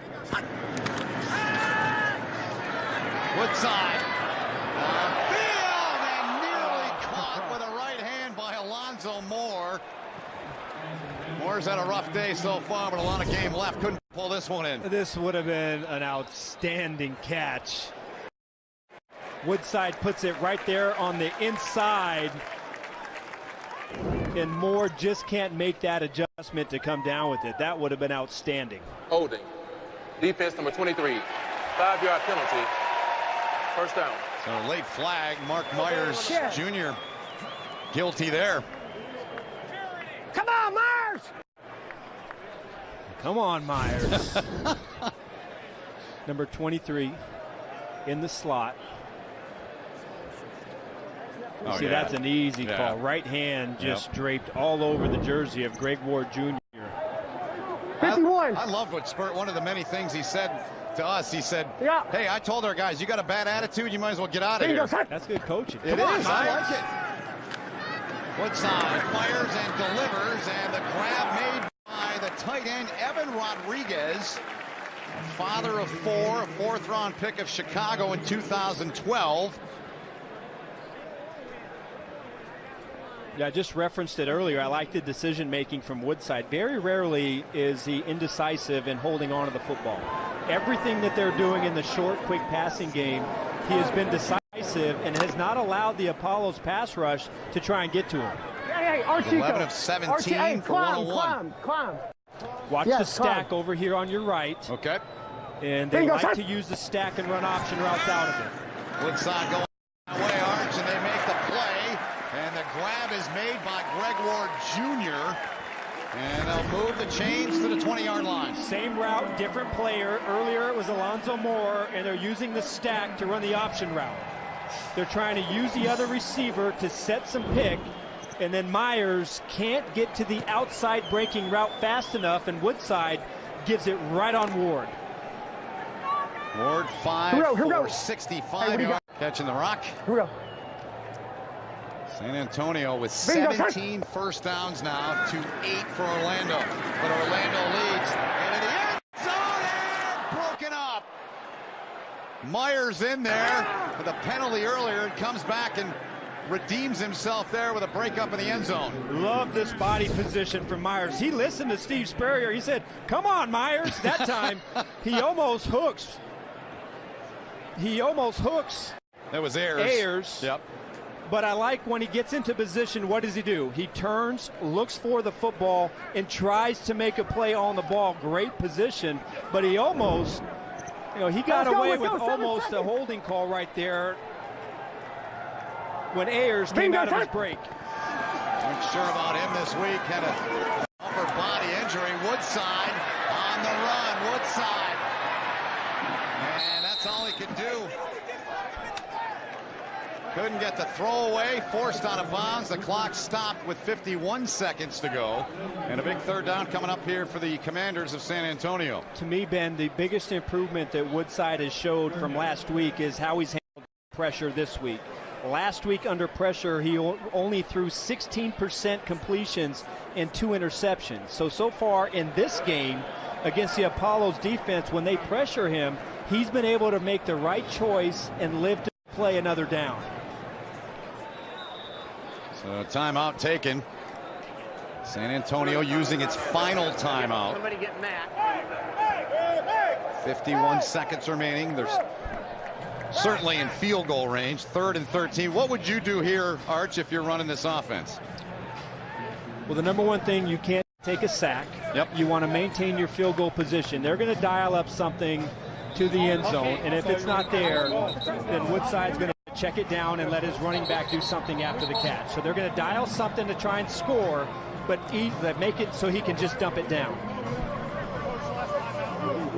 Let's listen to Mike Riley, what he told the offense and Logan Woodside. You're all right. You're all right.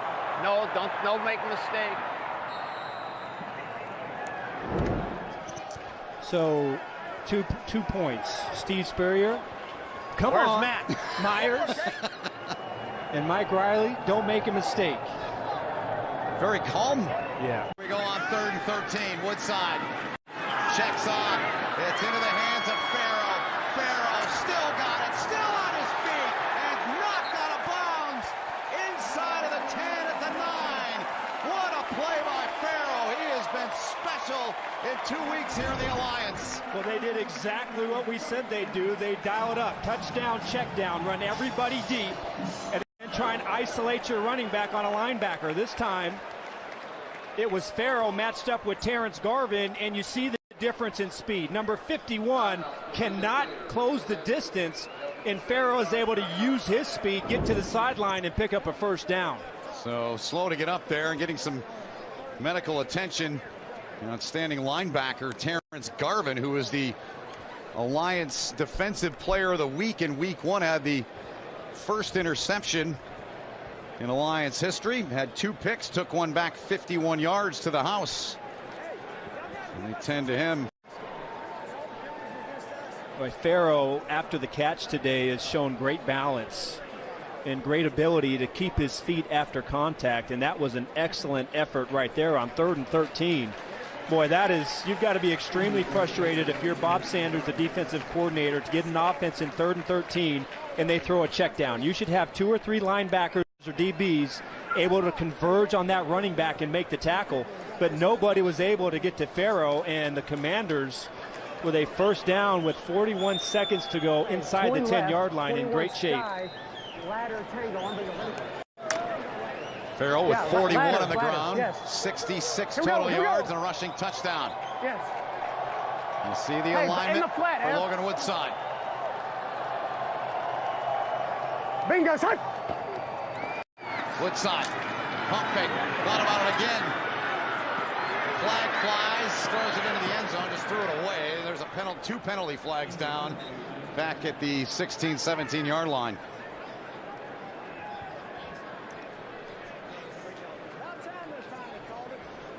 You heard Spurrier in there.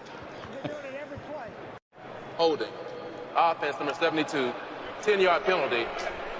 First down. Jared Jones-Smith, the guilty one. And number 72, the right tackle on the right side of your screen, engaged with Okine, number 59.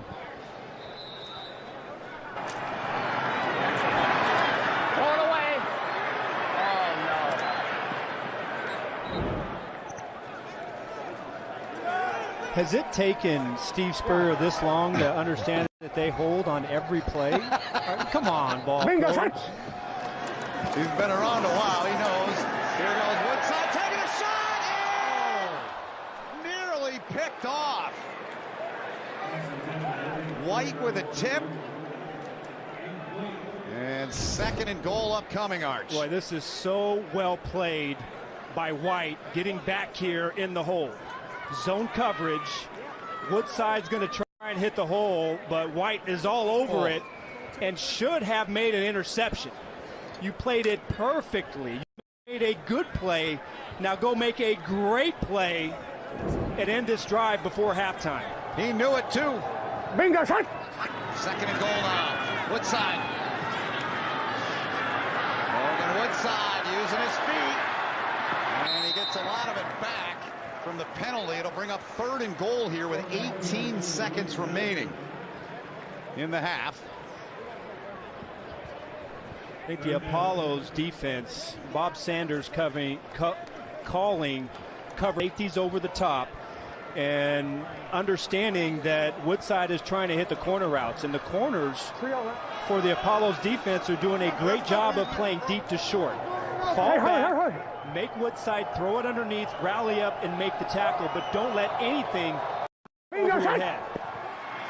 10 for 12 on 3rd down are the Commanders, and Woodside just flings it to the far side just to get rid of it.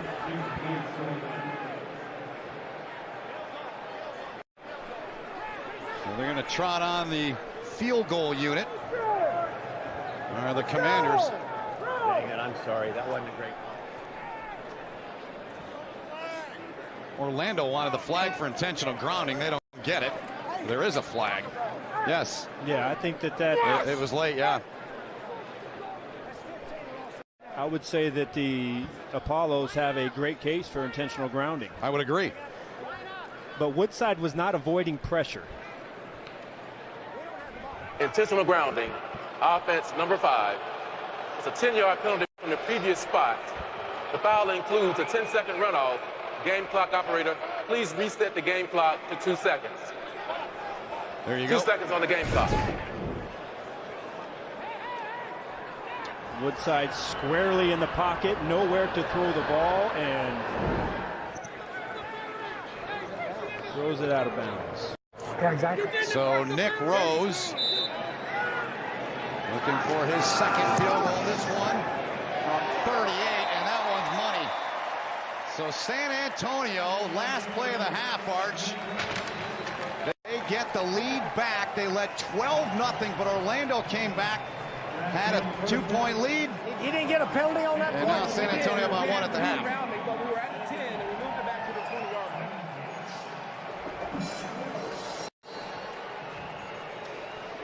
Thoughts and takeaways from half number 1, Arch? I thought we had a thoroughly entertaining first half of football, and it looked initially like San Antonio might run away with this thing.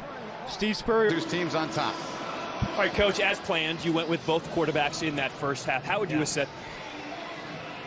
Some good plays, both of them, and Marquise made some good plays with his legs for sure. And then Logan, we had some good drives with him, so I'm happy with him. Who's going to get the bulk of the snaps in the second half? We're going to continue to rotate them right now. That's our plan. Good luck in the second half. Thanks, Coach. Thank you. So the thoughts from Mike Riley, his team on top by 1 here. Good one in week 2 on CBS Sports Network. That's the end of the first half. Coming up, we'll send you to the Alliance All Access halftime report after this.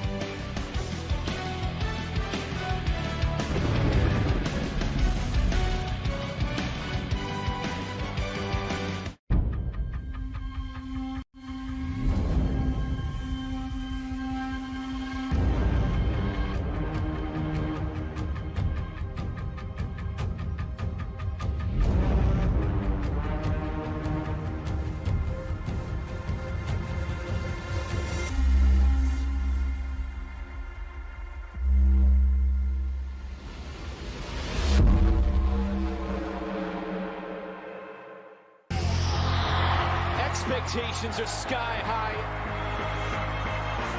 The atmosphere is sure to be electric. So check it. Well, here we go. We're underway. Nice pass. What a move that was. He can beat you in a lot of ways. Dynamite. Out deep. Let's go to slam. Leaving it all out there. Whoa, what a shot. That's great college basketball.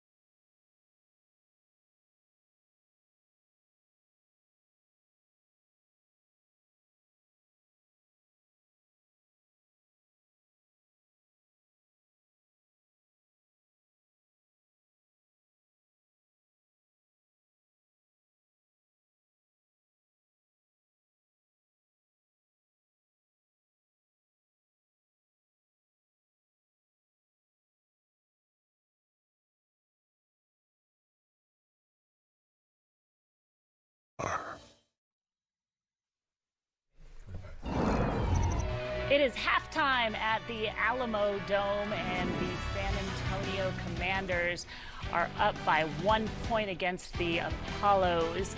Kenneth Farrell putting the point to San Antonio Commanders with that kind of gnarly touchdown there for the Commanders. Welcome into the Alliance All Access studio. I'm Alex Flanagan alongside Rod Woodson and Terrell Davis. Cynthia Freeland will join us shortly. But TD, the San Antonio Commanders had already a win coming out of week one, but they're showing up a little bit differently than week one. Well, they want to control the football is what they want to do. Be balanced on offense, and we saw that with Kenneth Farrell, the way he ran the ball. And the most important thing is when you're balanced is you're running the rock, you're controlling that ball, you're keeping the offense who's explosive off the field. Right here, Kenneth Farrell in the flat, catches the football. I love this. Get off me. Rod, that's what you got to do. Get off. Oh, he's not down. He's still running. Don't tackle me. Yeah, that was great there. But watch this. A little read come through. Ball's open.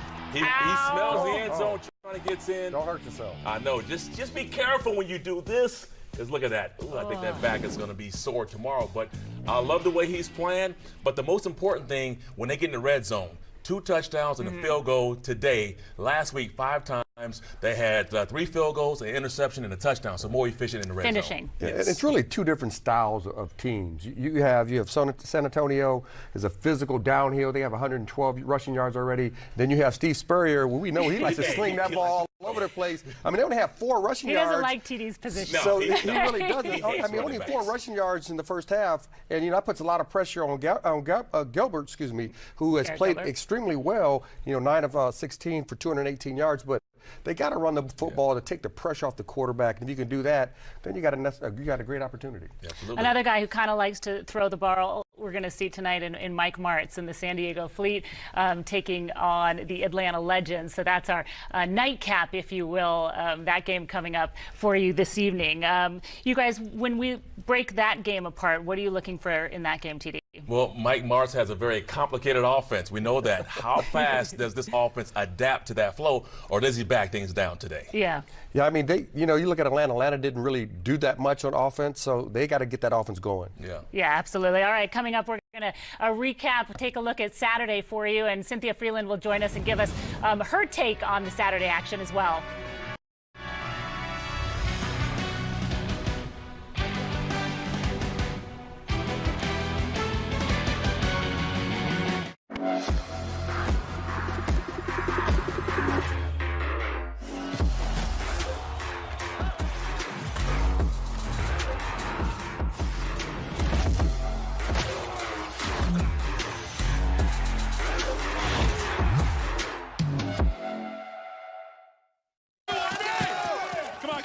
What? Excited.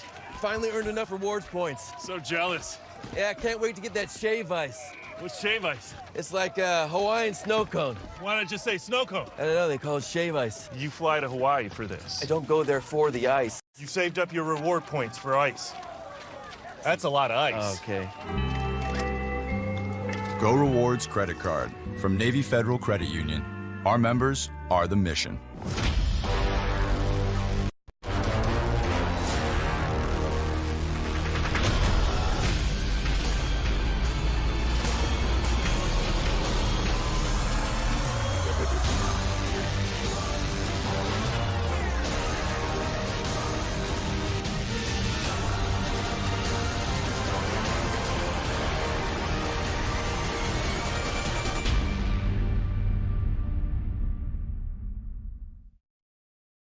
For the first time in the history of pro sports, here's the app as fast as every player in the game. The Alliance app delivers revolutionary technology, real-time play-by-play gaming, instant interactivity, truly a game changer. Get the Alliance app today. Live predictive gaming at full speed. Call the plays.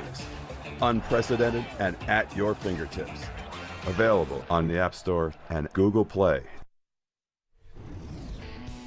A few big second-half rallies on Saturday. The Arizona Hotshots recovered from a slow start and 3 first-half turnovers. John Wolford throwing, slinging it.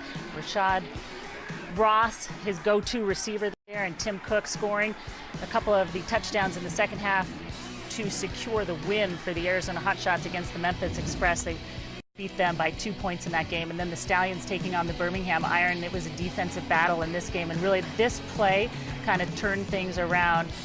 Jamar Summers coming in and doing that, stripping that ball, getting it into the end zone, and then Shaheed Salmon following on it.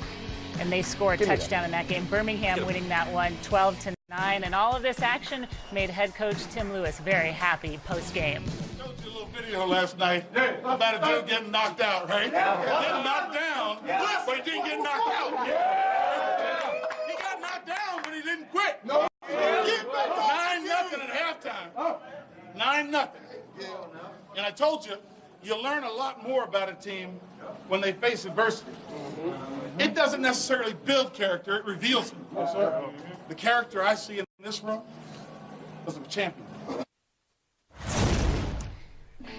And so I think out of this weekend so far, we've had 3 consistent players emerge. We're calling them our Saturday stars. Jamar Summers, you saw with that great defensive play of John Wolford leading his team, the Arizona quarterback, and Zach Stacy, our first 100-yard rusher, Cynthia, in this league so far. Yeah, we love the change of direction from Zach Stacy. Yeah. Seeing him kind of maneuver and go inside and work outside as well was a really big switch from some of the kind of one-way directional running we'd seen before that. So that was kind of how he emerged. All right, so let's look at Saturday and break it down a little bit. So a couple big come-from-behind wins. Why? So the big thing that's kind of shown up early in this league is that you have a huge advantage if you can complete deep passes. Those 20-yard passes, we've seen them both from the iron. It was sort of a catch, and then the yards after the catch from Rashad. On the other side for the hot shots, we saw them with the deep gashes really, through the air. So the air yards, the deep passing, and kind of the yards after contact. And we're seeing them in this game today as well. We are, absolutely. All 6 winners so far have had the yards per reception average and the big play, so 20-plus yard reception averages as well. I know those explosives make a big difference in the NFL as well. They're important plays. What does it mean about the offense going forward? So with the 35-second shot clock, and as people adapt, so far we've seen a completion percentage over the league under 60%. So I think that's going to go up to more of an NFL number, like a 65, 66%, which is what we've seen the winners really do. But I think we'll start to see people adapt. That 35 seconds is an adaptation for both the quarterback and for the coaches calling the plays. There's a lot of adapting going on, including us. We're doing a little adapting as well. But listen, TD talked about teams finishing. We're seeing some receivers start to finish in this league, like this play from DeMarcus Ayers. Second half coming your way next.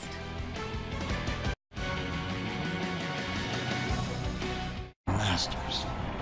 It's as great as it gets. Master.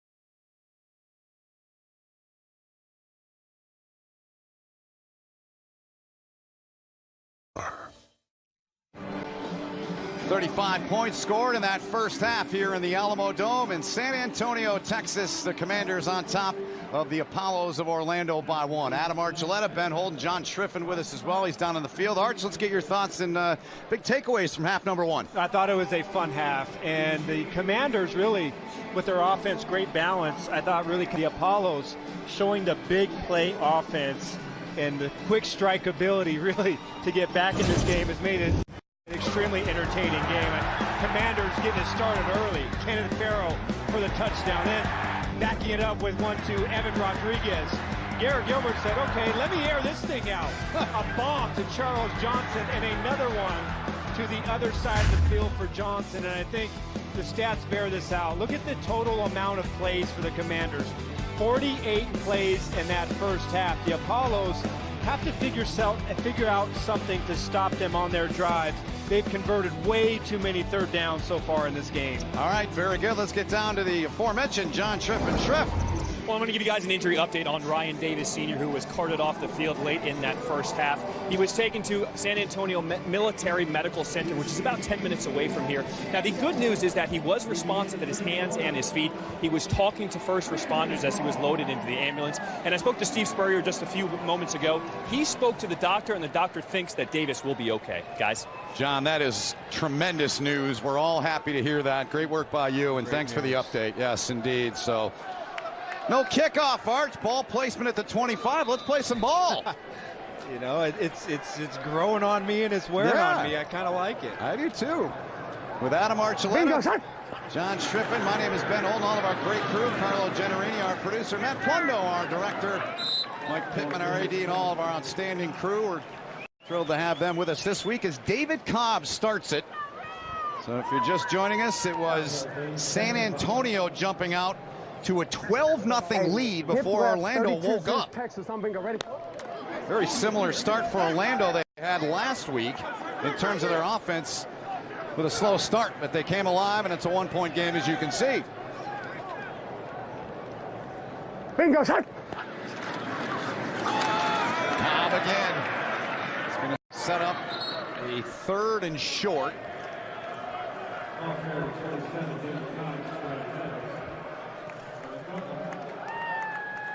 Orlando player trotting back on the sidelines. 3rd and 2 coming up here in the opening minute of quarter number 3.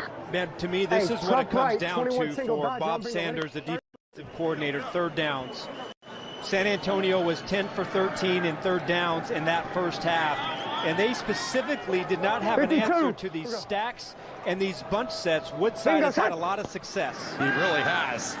Woodside gets rid of it. They find Ayers, and DeMarcus Ayers, he's been big for him. 1st down, San Antonio at the 50. There's a nasty little move by Ayers, setting up 42 the inside route. Outstanding. Here we go. 1st and 10 from midfield. Bingo shot. Hand off to Cobb. Linebacker over pursued it, but Cobb able to get back to the line of scrimmage. Giorgio Newberry on the tackle. Reggie Northrup presses the line of scrimmage, and you see just gets that hand on the face mask of David Cobb. And a little surprised with the success that they had in the first 2 drives of the game, going to Kenneth Farrow, who has 6 carries for 41 yards, that Cobb is the one getting the bulk of the carries here to start the 3rd quarter. That stack alignment to the left again has been really productive. Farrell with a touchdown early in the game, started the scoring. Woodside zings one out there, incomplete. And unable to make the grab was Josh Stewart. Coverage applied by Mark Myers. So apparently what Spurrier shouted at him in the first half got him going. He's played well since the penalty, right, Arch? I'm gonna write that one down. Write what one down? Come on. That's some John Wooden stuff, don't you think? Yeah.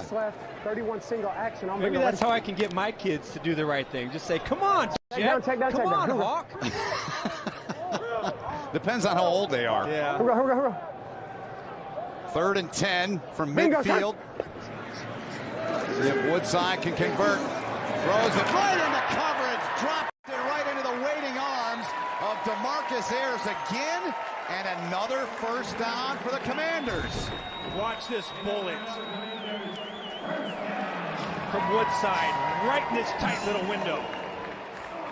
3 Apollo defenders, 1 on top, 2 on the side, and he just fires it right there. Perfect spiral, and Ayers goes down to the ground and gets it. That is outstanding job by Woodside in the intermediate passing game, throwing that ball right on the hash mark. Ayers having a big day. Woodside having a good day. What do we got here? They try to trick him on the reverse. And it's Greg Ward Jr. He's a great football player with great speed. Picks up some good yardage there, and it moves the chains again, Arch. Yeah, Okine has a chance. He sees it. You get a little chip block by Woodside, but Okine has to make that play. Put Greg in at Z. Put Greg in at Z. Deuce left. 21 Mizzou. Deuce left. That's exactly what he wanted, Arch. So Greg Ward Jr. normally plays in the slot. That time, Mike Riley wanted him at the Z specifically to run that play. Yep. Bingo, son. 1st and 10. And catch is made, but a great stop there immediately. As McKay made the catch, and Marquez White with a good stop there. Woodside is sharp and precise, and the ball is coming out of his hands very crisply so far in this game. Quick 3-step passing game. He sees the off coverage and converts the itch. Excellent play on first down.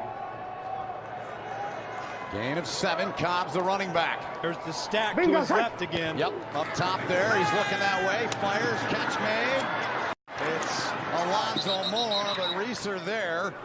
He was talked about a lot in the first half and makes a play there, bringing up 3rd down. Really nice play. This is just 2-on-2. And Reeser, love how he's aggressive, comes to balance, and does not allow Alonzo Moore an opportunity to make a move and get extra yards. 5 minutes gone by here in the 3rd quarter. 3rd and 3. Excuse me, Ben. 3rd and 3. And Woodside has had a lot of success in 3rd and short, throwing to his backs and throwing to his tight ends out of the backfield. Fakes the handoff there, throws it in the end zone, it's caught! Touchdown, but there's a flag down. Mikhail McKay with a catch, there is a flag. As he's shaking hands and posing. But there is a penalty flag at the 13-yard line as they discuss. You know, I didn't see anything. An eligible player downfield, number 61, offense. 5-yard penalty, 3rd down. So the right guard, Fred Luina, easy for me to say, is a guilty one. Yeah, number 61, you cannot get downfield, and Luina is well past number 61, well past the first down line. And that's something that you can get away from or get away with in college football, but in the National Football League, you cannot get more than 1 yard past the line of scrimmage. Good pickup by this officiating crew. Indeed. So it's 3rd down here. Bingo, son. Bingo, and they go Woodside of the end zone. And Ayers almost came up with that. Hill was in there. Northrup involved in the play too. Oh, and Woodside is not afraid of the aggressive throw. Really a nice job by Reggie Northrup. He's playing the inside hook. And Woodside, I mean, I like it. Aggressively, he's decisive, and he's letting it rip. That was just a great play by Northrup. So a 37-yard attempt for Rose, who's 2 for 2. And he's got the hat trick. 3 for 3 for the 2nd straight week. 21-17 San Antonio. The Alliance of American Football app is #1 in both the Google and Apple stores. And if you download it now, all sorts of Easter eggs hidden in it. Let's take a look. First time in the history of pro sports. Here's the app as fast as every player in the game. The Alliance app delivers revolutionary technology, real-time play-by-play gaming, instant interactivity. Truly a game changer. Get the Alliance app today. Live predictive gaming at full speed. Call the plays. Unprecedented and at your fingertips. Available in the App Store and Google Play today.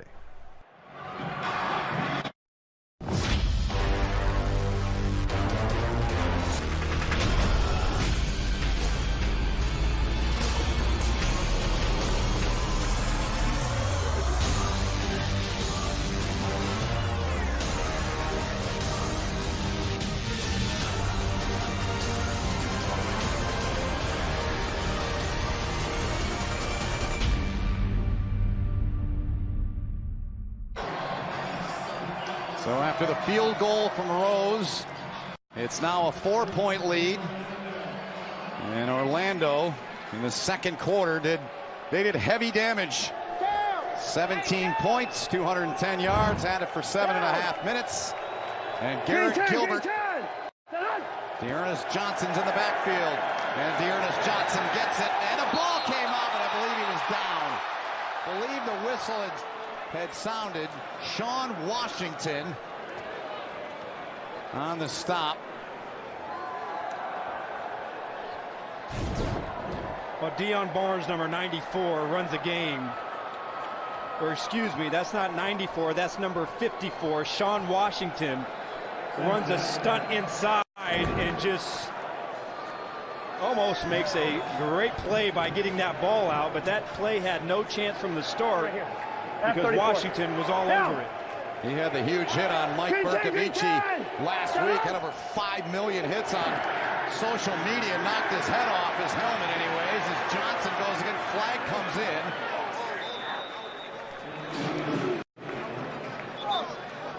We'll check the marker and check in with James Carter momentarily, our referee.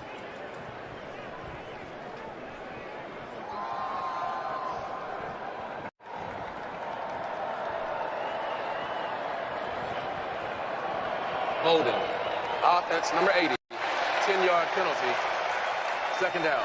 And the tight end, Sean Price. It's number 80 on the left side of your screen, and you can see that he gets his arms around Jaron Elliott, the outside linebacker. You know, Ben, this was a fantastic big play passing attack in the first half, but they've got to get this run game going. Before this drive, they came into the second half with only 5 rushing attempts, and their defense has been on the field today for 58 plays, so they've got to extend this drive. They do. Gilbert, the ball stripped out, picked up, and taken back for a touchdown. Joey Mbu.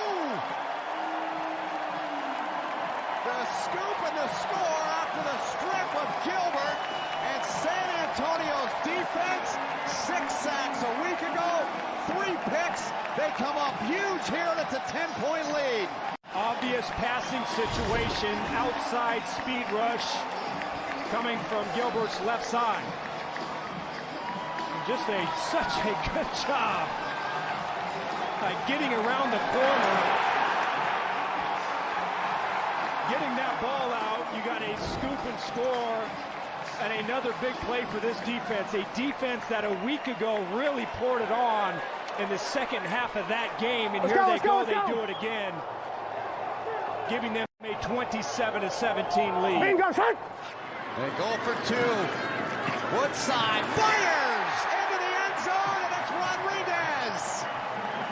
A touchdown and a 2-point catch. And Garrett Gilbert, his guy, is now down by 12 again with 8:10 to go in the third. Logan Woodside, San Antonio Commander defense changing the game. Strip sack, 2 points, 29-17.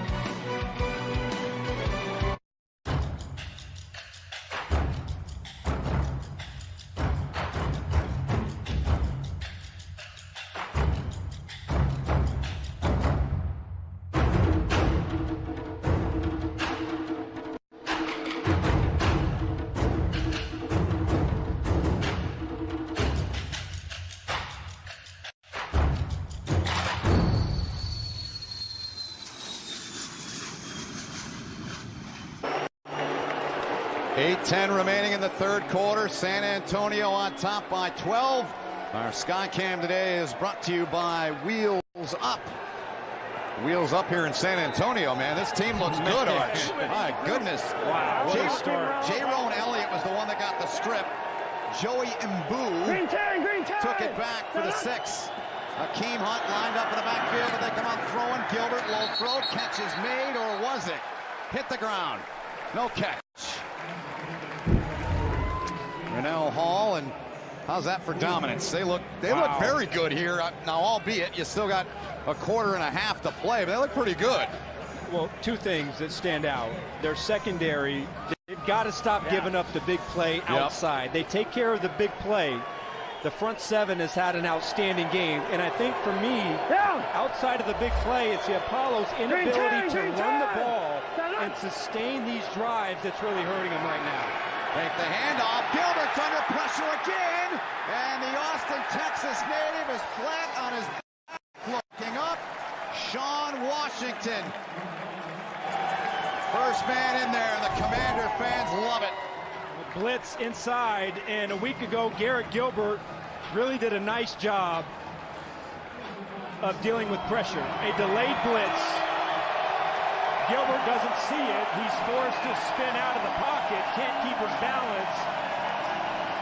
And the front seven here for the Commander, Jim Grove, the defensive coordinator, is starting to come alive and take over this game. Now, Orlando 1 of 3 on third down.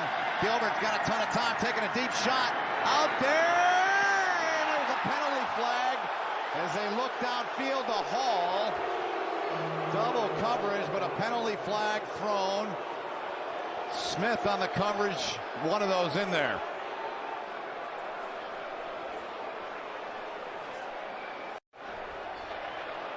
Pass interference.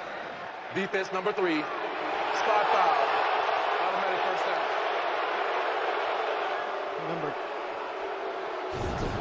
Number 3? 33. Zach Sanchez. The Oklahoma boy. You see just a light touch of the arm. Do not like that call one bit. Well, you can read lips. He ended it Mike Riley. Yeah, Zach Sanchez just barely touches the arm, and they call pass interference, and Gilbert is bailed out. Kevin Anderson, the former Fordham quarterback, comes in. He was recruited and played for Joe Moorhead, now the head coach at Mississippi State. 4th round pick. I thought Kevin Anderson, if he doesn't jump and go inside, there was a lane, and he could have hit this for a big play. But I thought he made his cut too fast, but if we got a chance to see that replay, Steve Spurrier had a chance for a big play on the outside. Gain of 4. Garrett Gilbert back in the game. Gilbert dumps it off over the middle. Catch is made by Charles Johnson. He has had a monster day, making quite a case for Offensive Player of the Week in the Alliance this week. He's north of 100, and he's got another first down for the Apollos. Well, I like what they do. Charles Johnson, number 12, on the right side of your screen. Now they put him inside, and they're going to isolate him on a linebacker. You've seen what he's been able to do when they get him on a cornerback. That time he was on the linebacker, number 57, Joel Lanning, runs an option route, and there's nobody to tackle him after the catch. Charles Johnson, 5 grabs for a $158. Hey, you can bumper here. First Alliance player with over 130 receiving yards. Gilbert dumps it off. Gets it into the hands of Akeem Hunt. Hunt still on his feet. And he's taken out of bounds inside of the 5 by Lanning once again. First and goal upcoming for Orlando here. What a drive. Just when you think the Apollos, they're on their heels. Gilbert and the offense respond. Now, granted, in my eyes, a phantom pass interference. But these last 2 plays, you just got to love how they just keep coming back. This is Hunt. Akeem Hunt trying to get free, and he can't. He's dropped. What a job by San Antonio. Yeah. Bowing up there is Nick Temple and company, and Tyrone Holmes. Yeah, watch. This is how you set the edge. Hunt trying to get outside, and just a great job on the edge. Can't quite get a read on that. That's Jaron Elliott, who had the strip sack earlier. Gets off the block, goes flat down the line of scrimmage, and there's nowhere outside for Akeem Hunt to run the football. You think they're nuts about this team here in San Antonio? My goodness. 2nd and goal now. Yep, delay of game looks to be the case as Gilbert did not get the play off. And that crowd that's all over him. Delay of game. Offense number 3. The opportunity. Second down. That crowd had everything to do with that. It's loud in here. They're really impressed. Really impressed with the crowd. I got to tell you, as a defensive player, when you got an opportunity to play defense in front of a crowd that's fired up, it makes all the difference in the world. It is a great feeling to be on that football field and hear the crowd chanting for you to succeed. 9 penalties on Orlando. Gilbert going right into that crowd. Marshall, he's going to throw it. They're trying to throw back to him. Marshall fires, and it's incomplete. They wanted to run the Orlando special look in there, it looked like, because he was looking at Charles Johnson, and the head ball coach didn't get that one to work out. Yeah, you know, and I don't love this play call in this situation. There's not a lot of options. I thought San Antonio did a really good job of covering it, but I think this is a great example of a football team that can't run the football, becoming one-dimensional. And you start to run out of passing plays, and everything that has been successful for the Apollos in this game has been vertical routes down the field. They don't have a great short or intermediate passing game to work inside the 15-yard line. Timeout taken by Orlando. You can see the frustration on Steve Spurrier's face.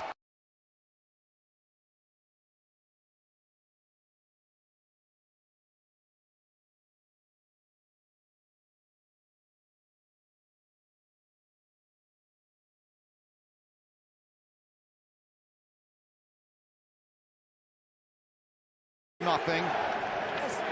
The defensive touchdown by Joey Mbu expanded the lead.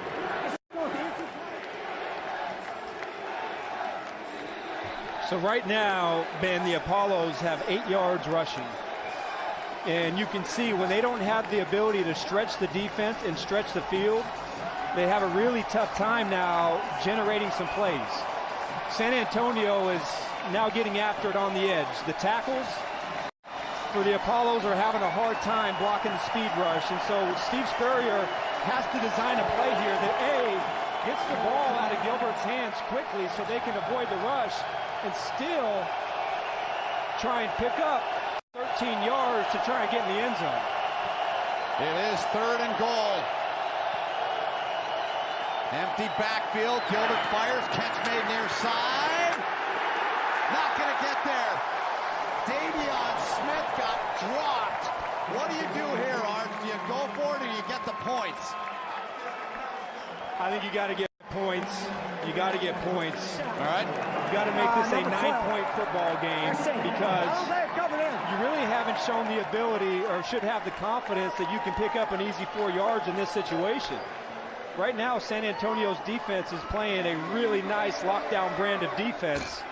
And at this point, get your points. Still have an opportunity with more than a quarter left to play in the game.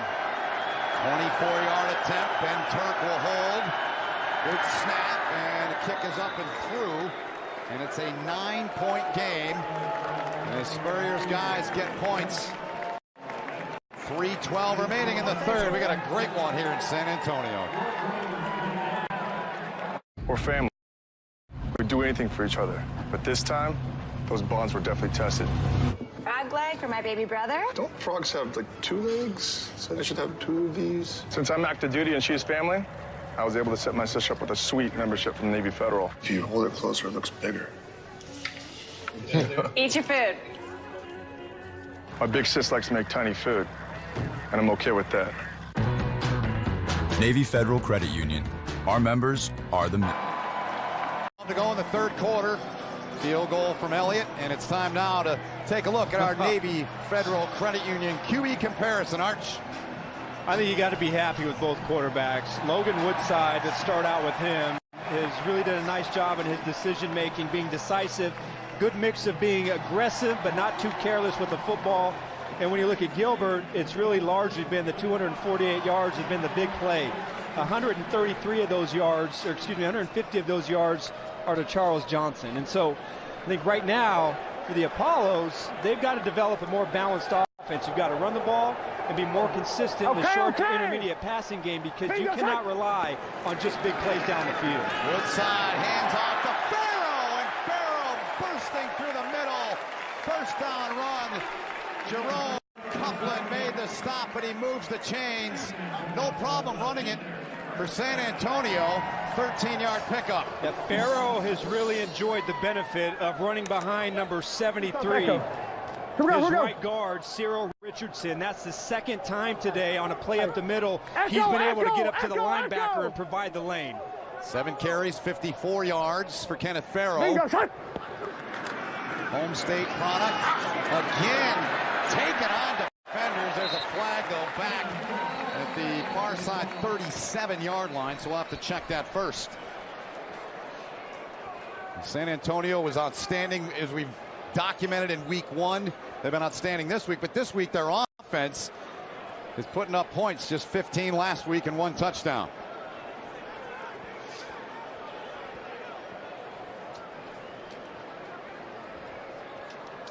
Illegal formation.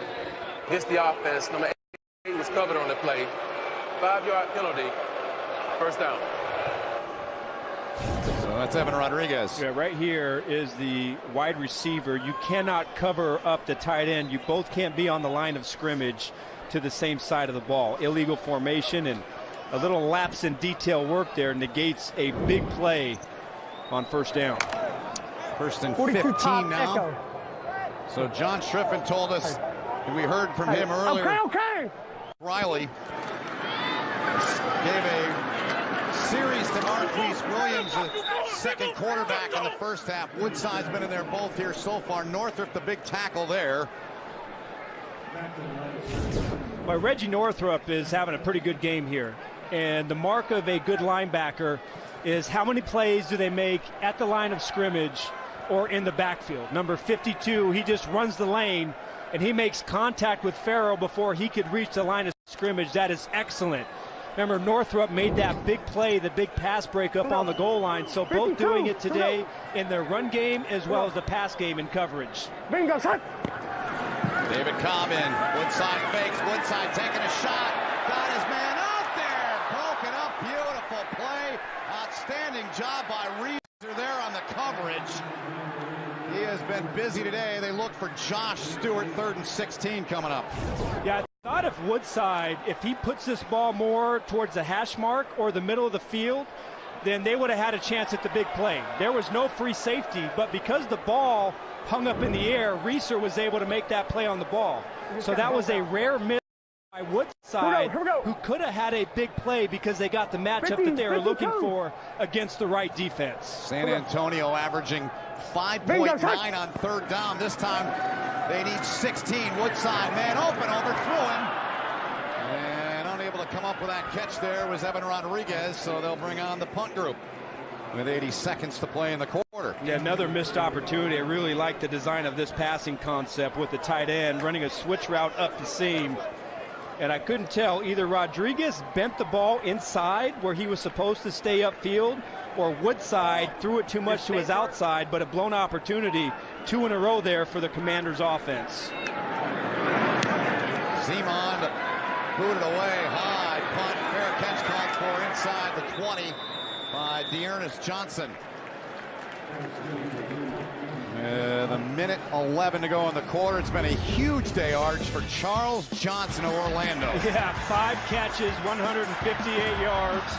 Really utilizing the double move. The first time going at Bosby, the second time going to the other side, and then, okay, we're going to put him inside. We're going to go to work on your linebackers, run a little option route and let him get that ball in his hands after the catch. But what a day, what a stat line. 158 yards, and we haven't even seen the 4th quarter. Yep. Down. Most receiving yards in the early stages of the alliance. Flag flies. Flag down back, or in front of the play, I should say. 38-yard line. Davion Smith with a ball there, but too many men on the field. Yep. Saw that, twice in the first half. By both teams. Right. 12 men on the field against the defense. 5-yard penalty from the previous spot. First down. Here's the word with 64 seconds to go in this quarter. Right there. We got to hustle. Get off the field. Run. Move it. Come on. Come on, whoever that is. I think we got to go back to the OG.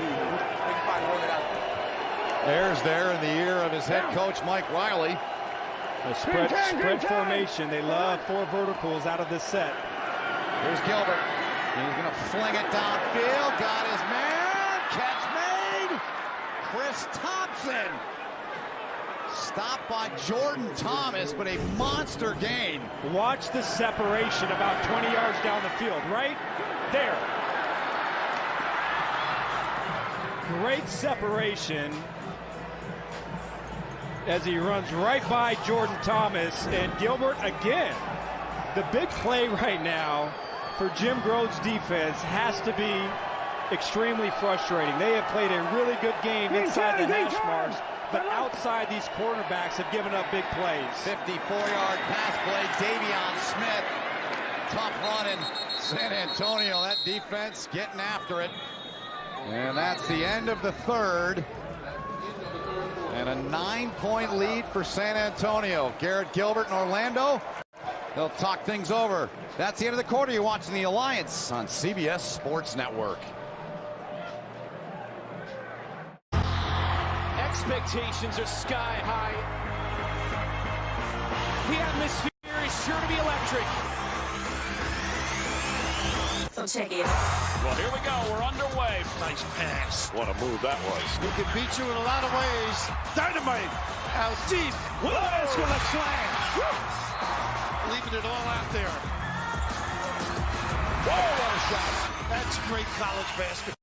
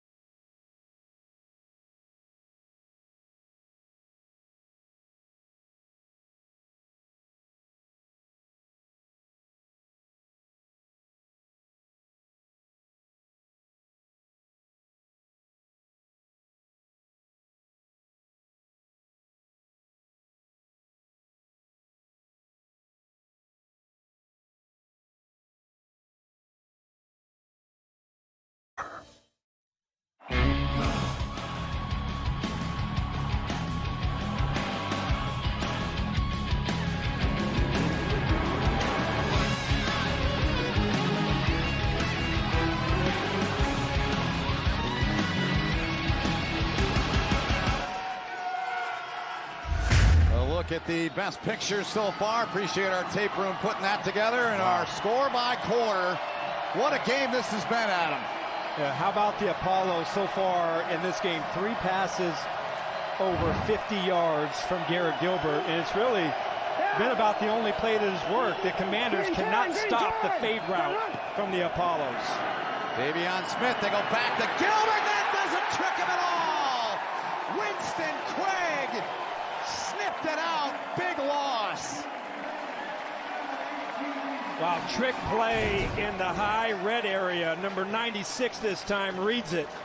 Second time today, Steve Spurrier trying to reach into his bag of tricks. And Craig, demolishes Trey Jackson, who is one of the best guards in the Alliance. There was no chance right there. And again, somebody from the defensive front of the Commanders making a big play. That was a huge mistake, huge play for the Apollos, now pushed back on their 30-yard line. And movement here, so 10 sacks for San Antonio in 7 quarters of football.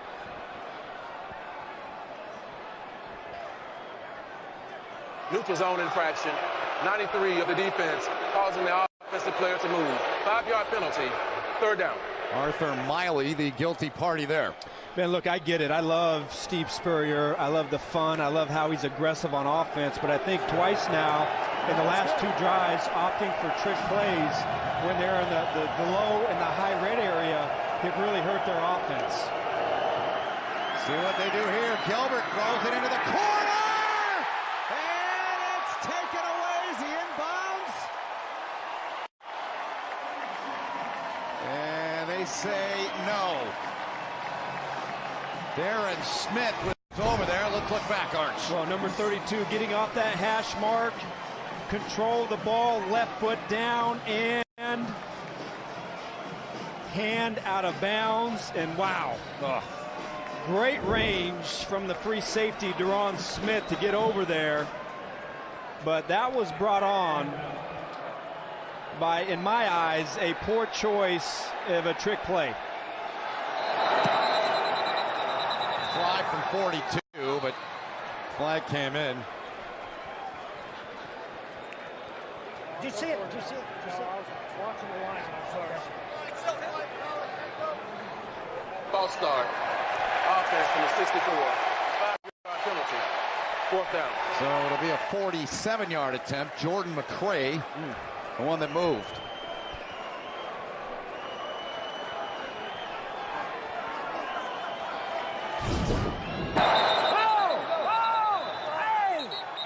He can't do that. He ought to be kicked out. But he didn't see his player. Right. So Fry from 47. No question about it. Orlando gets points. They get to within a touchdown now. It's 29-23. You know, coaches only see when the other team does something wrong. Right. They don't like to look in the mirror. Exactly. Next Sunday at 4 Eastern, the Alliance rolls on as 2-0 Birmingham. They hit the gridiron down in Atlanta. We'll see the Legends on our air for the first time on the Sunday package here. We had them in the opening game of the Alliance with Orlando, but that's our game next Sunday at 4.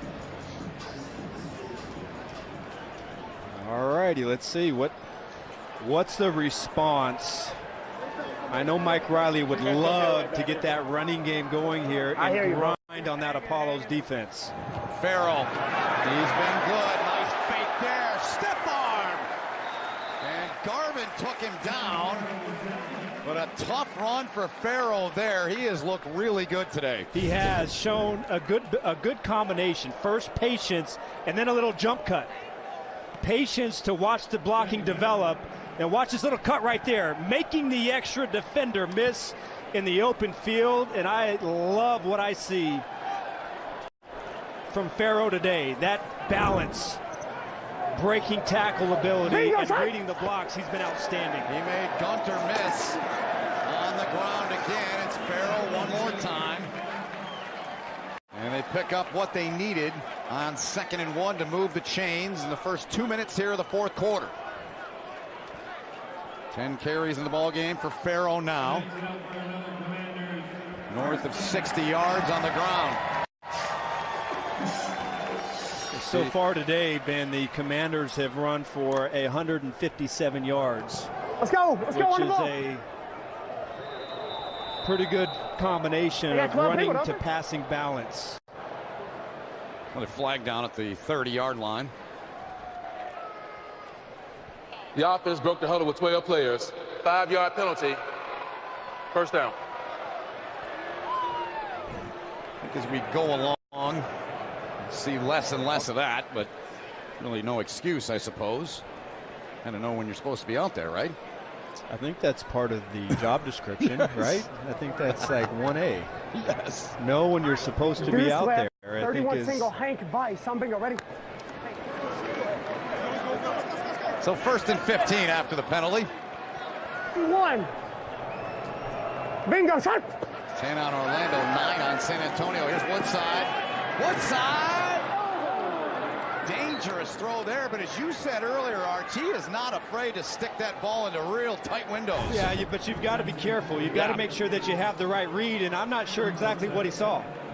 There is not a lot of separation there, and it was a poor throw inside with a lot of congestion. So, you know, the last drive I thought he missed on 2 throws, and here a little errant there on a little hitch route. So Woodside was pretty tight with his game here in the first 3 quarters, but is getting a little loose here in the last part of this game.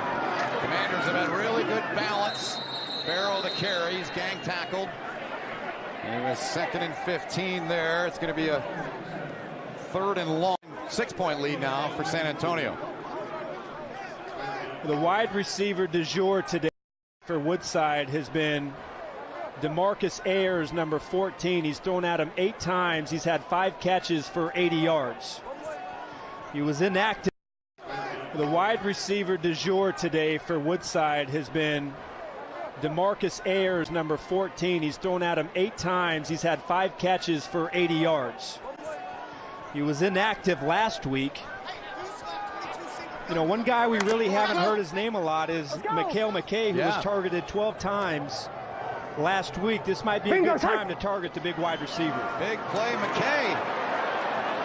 Floated out there, and the receiver that was down the field wasn't even aware the ball was there. Brings up 4th down. O'Kine with a pressure on Woodside. So they'll bring on Zima to boot it away once again here.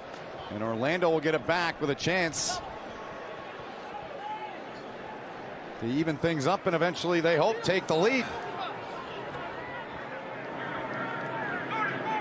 Dearness Johnson back inside of his 20-yard line. Waiting the punt from Zima.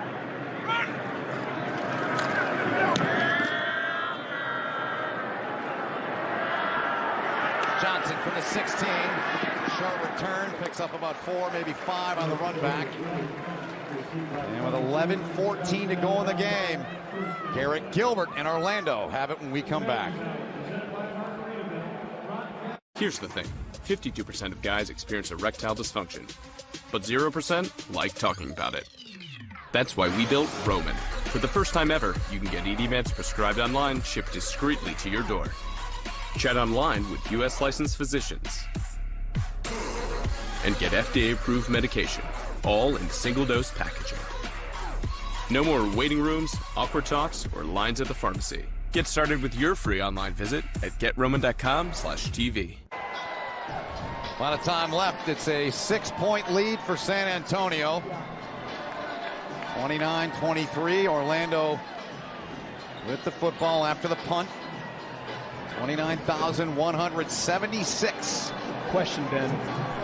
What do you got? If you're Steve Spurrier, what play do you call right now? I'd take a shot. Oh, you would throw the ball on a streak route right down the field? Just somewhere downfield, deep. I think that's a good choice. If there was predictive prop bets, I would put my money on streak.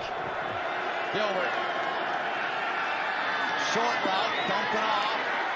Grab made by Scott Orndorff, one of their tight ends. Short pickup.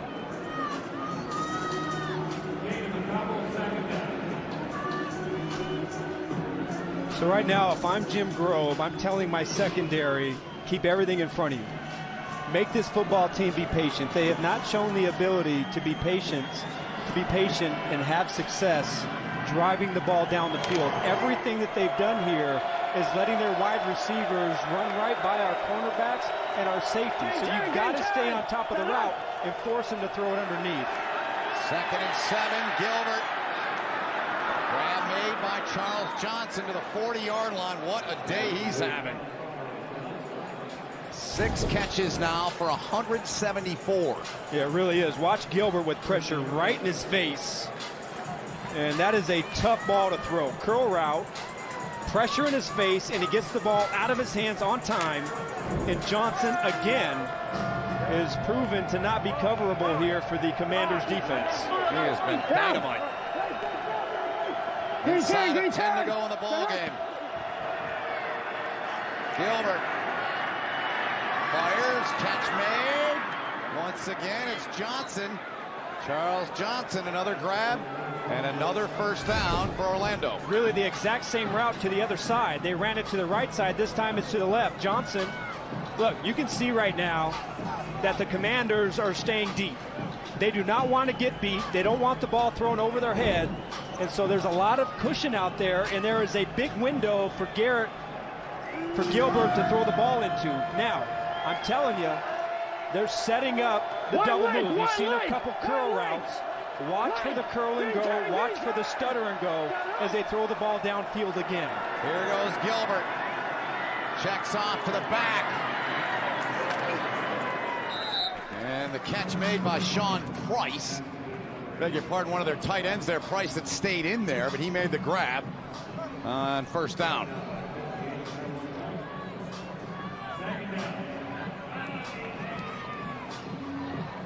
Second and 7 upcoming.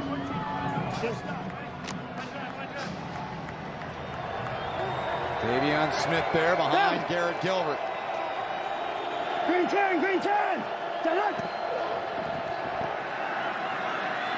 Gilbert. Good throw, good catch. It's reeled in there by Chris Thompson. Second catch here in the second half for him. First down, Orlando. They keep running the same. They've run this play 3 times on this drive. Slot formation, 2 receivers to one side with a backside tight end. They're max protecting everybody to get time for Gilbert to get the ball out of his hands, and they're just running a deep curl.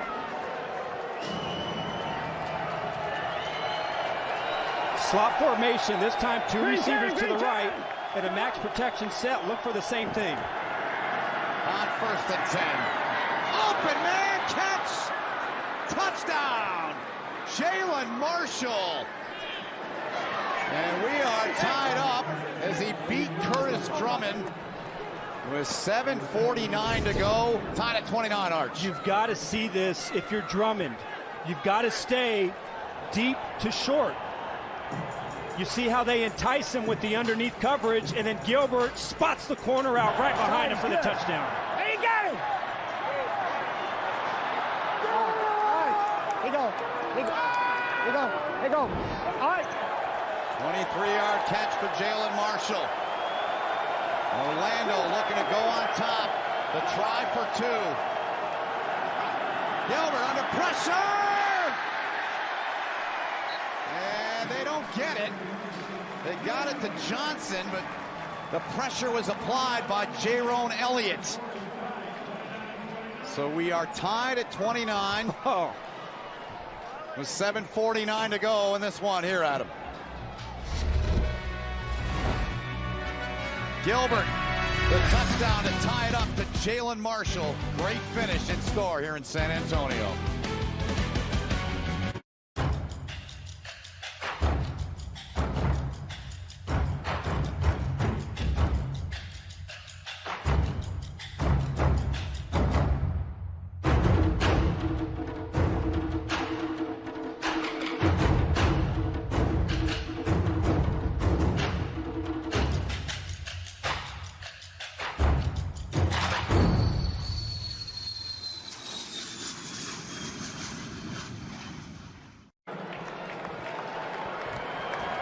So from the 25, San Antonio's got the football after the touchdown on the pass from Garrett Gilbert to Jalen Marshall.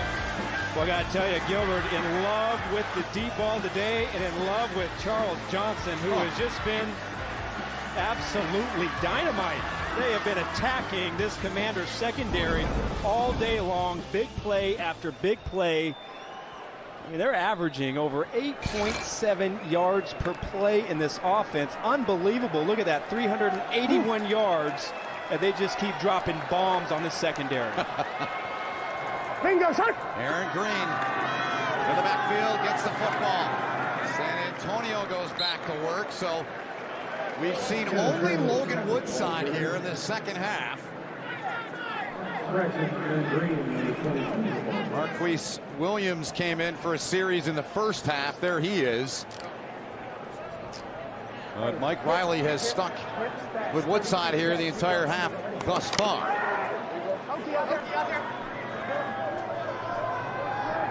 51. Here we go. Little stack formation to the left. They've had a lot of success with option routes. Woodside coming away. It's intercepted! Intercepted! And taken back for the touchdown! Keith Reeser, the pick six. 2 games and 2 pick sixes for the Orlando Apollo defense. Well, how many times have we said it today? Stack routes, and they're running options. Reeser, watch how he gets out of his back pedal. He sees it.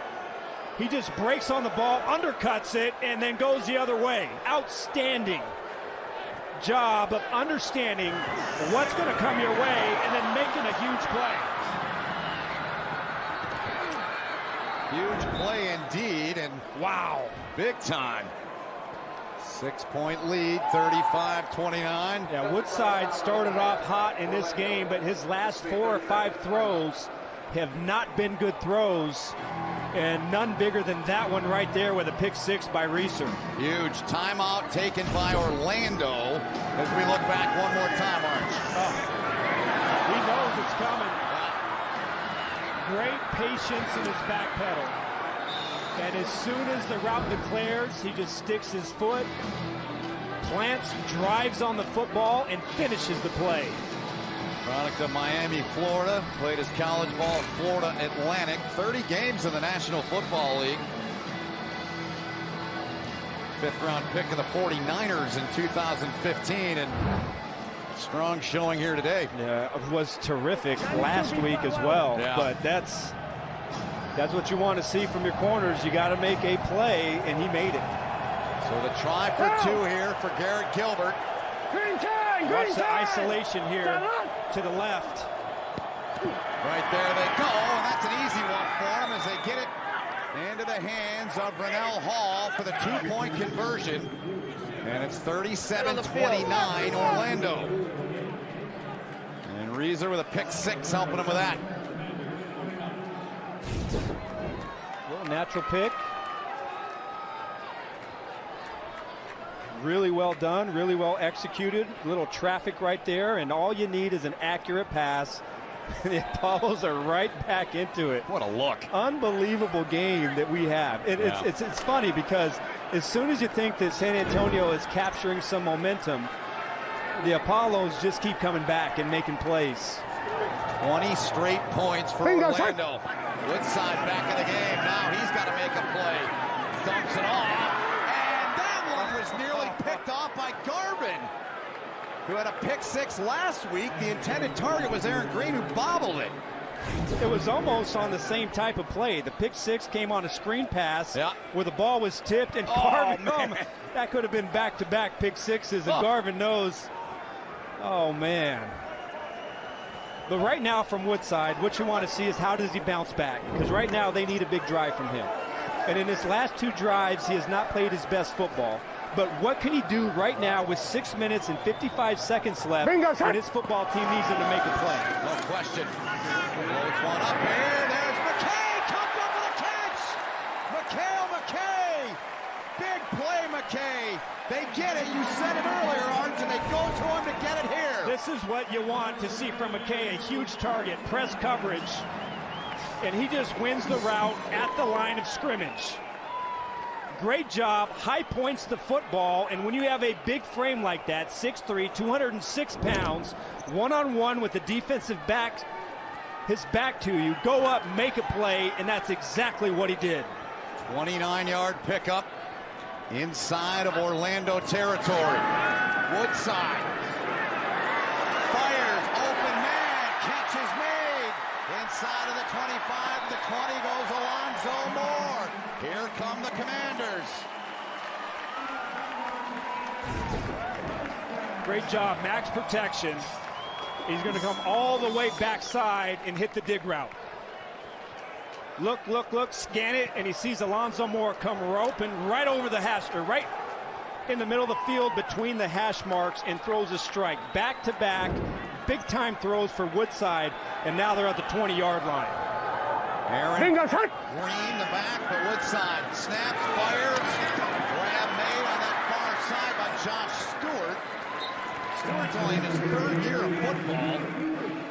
He's a basketball player at UTSA here in San Antonio. Here we go. Hip stack, 22-10 bubble. I'm bigger. Ready? Well, I hear it stack. Let's go. And I hear bubble. So look for something out here in the bubble screen variety. Maybe a screen and go. All right. Bingo, son. Aaron Green the back. Green gets it into his breadbasket.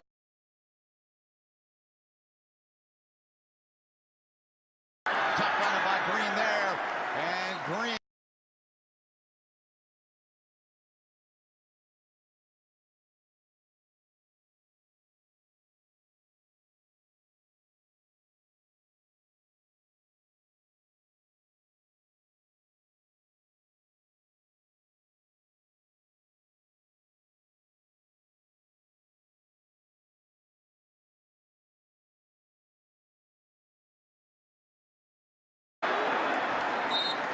First to meet him.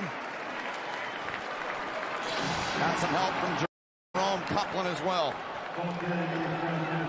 Farrell continuing to having a good game with his vision, with his patience, and with his ability to finish the run upon contact, either breaking the tackle or falling forward and getting positive yards.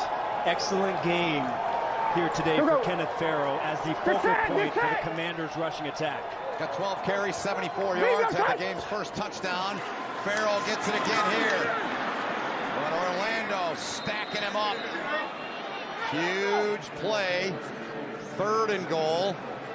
Is it 4-down territory here? Absolutely. 3 minutes and 39 seconds left, and you're down by 8 points. So right now, you've got to have your best 2 plays. Really 3 plays if you want to pick up the 2-point conversion. Right. The way they're running the football, I wouldn't be surprised if they continue to run the football here and go right at the Apollo's defense. Farrell's the back. 12 of 18 on 3rd down. Woodside looking to throw. Floats it into the corner. And McKay was the intended target. Tough one there. They don't come up with. 4th and goal now. A tough play, but well defended by the Apollos, and what a job outside by the cornerback. Wow, number 27. Rip deuce right. Here you go. It's 4th and goal. Spy Bay. Rip deuce right. 32 scat. Spy Bay. I'm being ready. So Scat tells me that it's going to be 5 receivers out, running back, with 5 receivers out with a quick pass. 4th and goal. San Antonio down by 8. Timeout taken by Spurrier. And Orlando. So you heard him say, short a guy in the field there, it sounded like. So Orlando's out of timeouts. What do you think San Antonio is going to do here? Well, right now, Mike Riley, based on that play call, they're expecting pressure or they're expecting man-to-man defense. So they're going to send out 5 receivers, including their running back in a passing route. Hopefully get a matchup on a linebacker, and that's where Woodside is going to go. That's the anticipation here for Mike Riley as he calls that play. So an 8-point game, and those new to the Alliance, no point afters. You have to go for 2. 32 scat. Spy Bay. I'm being ready. All right, Adam. 4th and goal. This could be it for San Antonio. But they do have all 3 of their timeouts. Bingo, son. Woodside looks right now, comes back left, tipped and incomplete. It goes over on downs. Ladarius Gunter making the play for the Apollo defense. Well, here you go. Gunter, the left corner, the right corner, playing man coverage on his man, but then he's in position, reads the eyes of Woodside, and falls inside to make the play.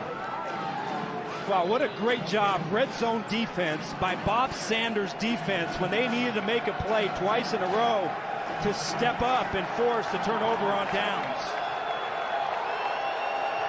Huge stop, as I mentioned. San Antonio with all 3 timeouts. They toss it here to Dearness Johnson. Dearness Johnson gets a first down. Huge play, great cutback. Orion Stewart, the tackle, but a first down. That, if you are a Commanders fan, is a backbreaker. Under 3 minutes left with all your timeouts and on first down backed up. Wow, you allow Dearness Johnson to cut back on your defense against the grain, get upfield and pick up the first down. Critical play, critical run for an offense that has not been able to run the ball today to pick up that first down. Yeah, great point, Arch. They really haven't. They're going to try and do it again here. And again, turning and burning in there is Dearness Johnson. Product of South Florida, finished his career playing for Charlie Strong. And a timeout's been taken by San Antonio. They've got 2 left. Wow.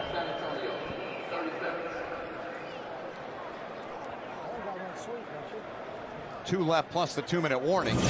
Second half's been full of highlights, Arch. It really has. Much like a week ago, the Commanders' defense looked like they were going to get it started.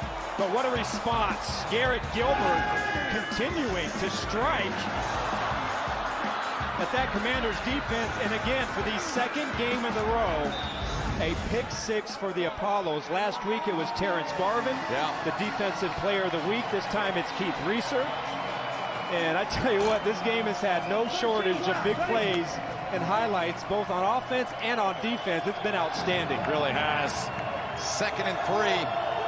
Dearness Johnson stays in. He got him out of the hole with that great run. That back-to-back carries has Dearness Johnson. Green time! They feed him again. Johnson finds a hole, gets through there, puts his head down. And takes it out for another first down. Nick Orr stopped him, but Dearness Johnson takes us to the 2-minute warning. Orlando on top by 8. Come on, Carol. Hawaii, nice. Yeah, I'm excited. Finally earned enough rewards points. So jealous. Yeah, I can't wait to get that shave ice. What's shave ice? It's like a Hawaiian snow cone. Why not just say snow cone? I don't know, they call it shave ice. You fly to Hawaii for this. I don't go there for the ice. You saved up your reward points for ice. That's a lot of ice. Okay. Go Rewards credit card from Navy Federal Credit Union. Our members are the mission. 2-minute warning along with Adam Archuleta, John Schriffen. My name is Ben Holden. It's time now to take a look at our MGM Resorts Play of the Game. Arch, I know you like this one. I sure do. Love defenses taking over, and that time, go back to the well, little option route. Keith Reeser is all over it, breaks, drives on the ball, and gives his team 6 points. 2 minutes to go, so Orlando has 51 yards rushing in the game, but they have 30 on this drive already, Arch. And that's pretty unbelievable for a football team that has not been able to run the ball. And basically a 2-minute or kill the clock mode to be able to ice it is huge. Toss it again. This is Dearness Johnson. They fed him every time on this drive. San Antonio keeps him in bounds. They've got 2 TOs left. Make it 1 now with 1:52 to go. They just took another one. You got to be careful with the outside perimeter run game, because the last thing that Steve Spurrier wants is for his running back to make a mistake, go out of bounds, and gift the Commanders a free timeout. Right. Dearness Johnson there, getting hydrated. Garrett Gilbert north of 300 yards. You see the timeout situation. You're right, this game's had everything. What a blast it's been, man. It really has. It's been Give it to you. very enjoyable. Yep. Dearness Johnson stays in. Woodside hoping he gets another chance. Gilbert 381 through the air. He's going to put it up here. At least he wants to. Garrett Gilbert back in his home state with a tough run there, and he sets him up for 3rd and short. Wow. Temple to tackle, Nick Temple to tackle. Final timeout for San Antonio. I am really surprised that they called a pass play right there. Me too. But a heads-up play by Gilbert. Nothing there. Don't try and force it. Take the ball on a quarterback keep and force San Antonio to call that timeout. Really surprised that they threw the ball, but a heads-up play for Gilbert, not only to keep it, but to get upfield and pick up 8 yards to make it 3rd and 2. We can run double right. We can run 13 blocks. Yeah, I was surprised too when that play started. They're 1 of 5 on 3rd down. Average they need is 11. They can essentially put this one away if they get a first down here. San Antonio out of timeouts. Green 10, green 10. Settle on. Hey, Baltimore Louie. Baltimore Louie. Baltimore Louie. Green 10, green 10. Settle on. Dearness Johnson outside, puts his foot in the ground. Look at this young man run inside of the 40-yard line. Dearness Johnson stopped by Joel Lanning, but a big pickup and a first down for Dearness Johnson. Yep, I think Johnson has made a case for more carries next week. Wow. Great read, great anticipation, and know where the defense is. And on 3rd and 2, man, so many things about this Apollos offense. They couldn't run the ball for 3.5 quarters. They couldn't convert on 3rd downs for 3.5 quarters. But when they had to, they've done exactly that to kill the clock and seal the win. They have, and Gilbert in a victory formation, and Orlando is going to improve to 2-0. Logan Woodside and San Antonio will drop to 1-1. And what a game this was. Yeah. I mean, we can't say it enough, folks. This is the Alliance. We're never out of it. Never out of it. Never out of it. I love it. He's got a point. Wow. Yeah, he does. John. He really does. 37-29. And Garrett Gilbert. And Orlando, that's it. 37-29. The Apollos of Orlando, 2-0 on the season. San Antonio Commanders, 1-1. And what a game this was here in the Alamo Dome. It really was. For the Apollos, I think the story of last week was how great a balance that they had running and throwing the ball. And today, until that last drive, they had not been able to run the ball at all. They were one-dimensional, but it was the consistent big plays. Garrett Gilbert to Charles Johnson was unstoppable today, and they kept attacking and attacking and ended up closing out this win. Well, let's get down to John Shriffen, standing by with a victorious head coach, Steve Spurrier. Well, thank you so much, Coach. Congratulations. You guys started this game down 12-0, and then your offense just exploded. Yeah, what really, changed? Really proud of the guys. Well, even the start of the second half, a lot of bad stuff was happening. But Garrett threw the ball beautifully. Our receivers caught everything. And then our defense came alive in the second half. So it was a good win for us. Talk about that defense a little bit, because it seemed like San Antonio was really starting to move the ball there. They were making all those 3rd downs, and we couldn't keep the quarterback in the pocket. Other than that, gosh, we're covering their guys pretty well. But we finally played some defense, and, of course, the 4th down stop down here was huge. So this is a good win for us. We'll celebrate tonight, get ready for Memphis next week. This is not an easy atmosphere to play in. It was very loud at times. How did you combat the noise? I think it was just as loud as Rocky Top, to tell you the truth. And I know the Swamp is maybe a little bit louder than here. But their fans are into it. They really were. They did a super job for San Antonio. This was probably the best game of the season we have seen so far. With a win like this and a shootout, what did you learn about your team today?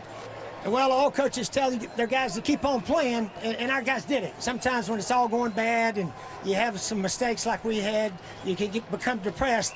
But our defense rallied, and the offensive guys kept playing. We had a bunch of deep balls, I know that. And but it was a fun win for us. It was fun to watch, Coach. Congratulations. Thank you, John. All right, that'll do it. Thanks to John Shriffen and Steve Spurrier down there. What a game this was. A beautiful display of football here in San Antonio. For Adam Archuleta, John Shriffen, all of our crew, Carlo Generini, Matt Plondo, and the guys and gals in the truck. My name is Ben Holden. Hope you enjoyed the broadcast. It's been a presentation of CBS Sports Network, the 24-hour home of CBS Sports. After a short break, stay tuned for Austin Elite Rugby against Glendale. So long for Texas, and thanks for watching.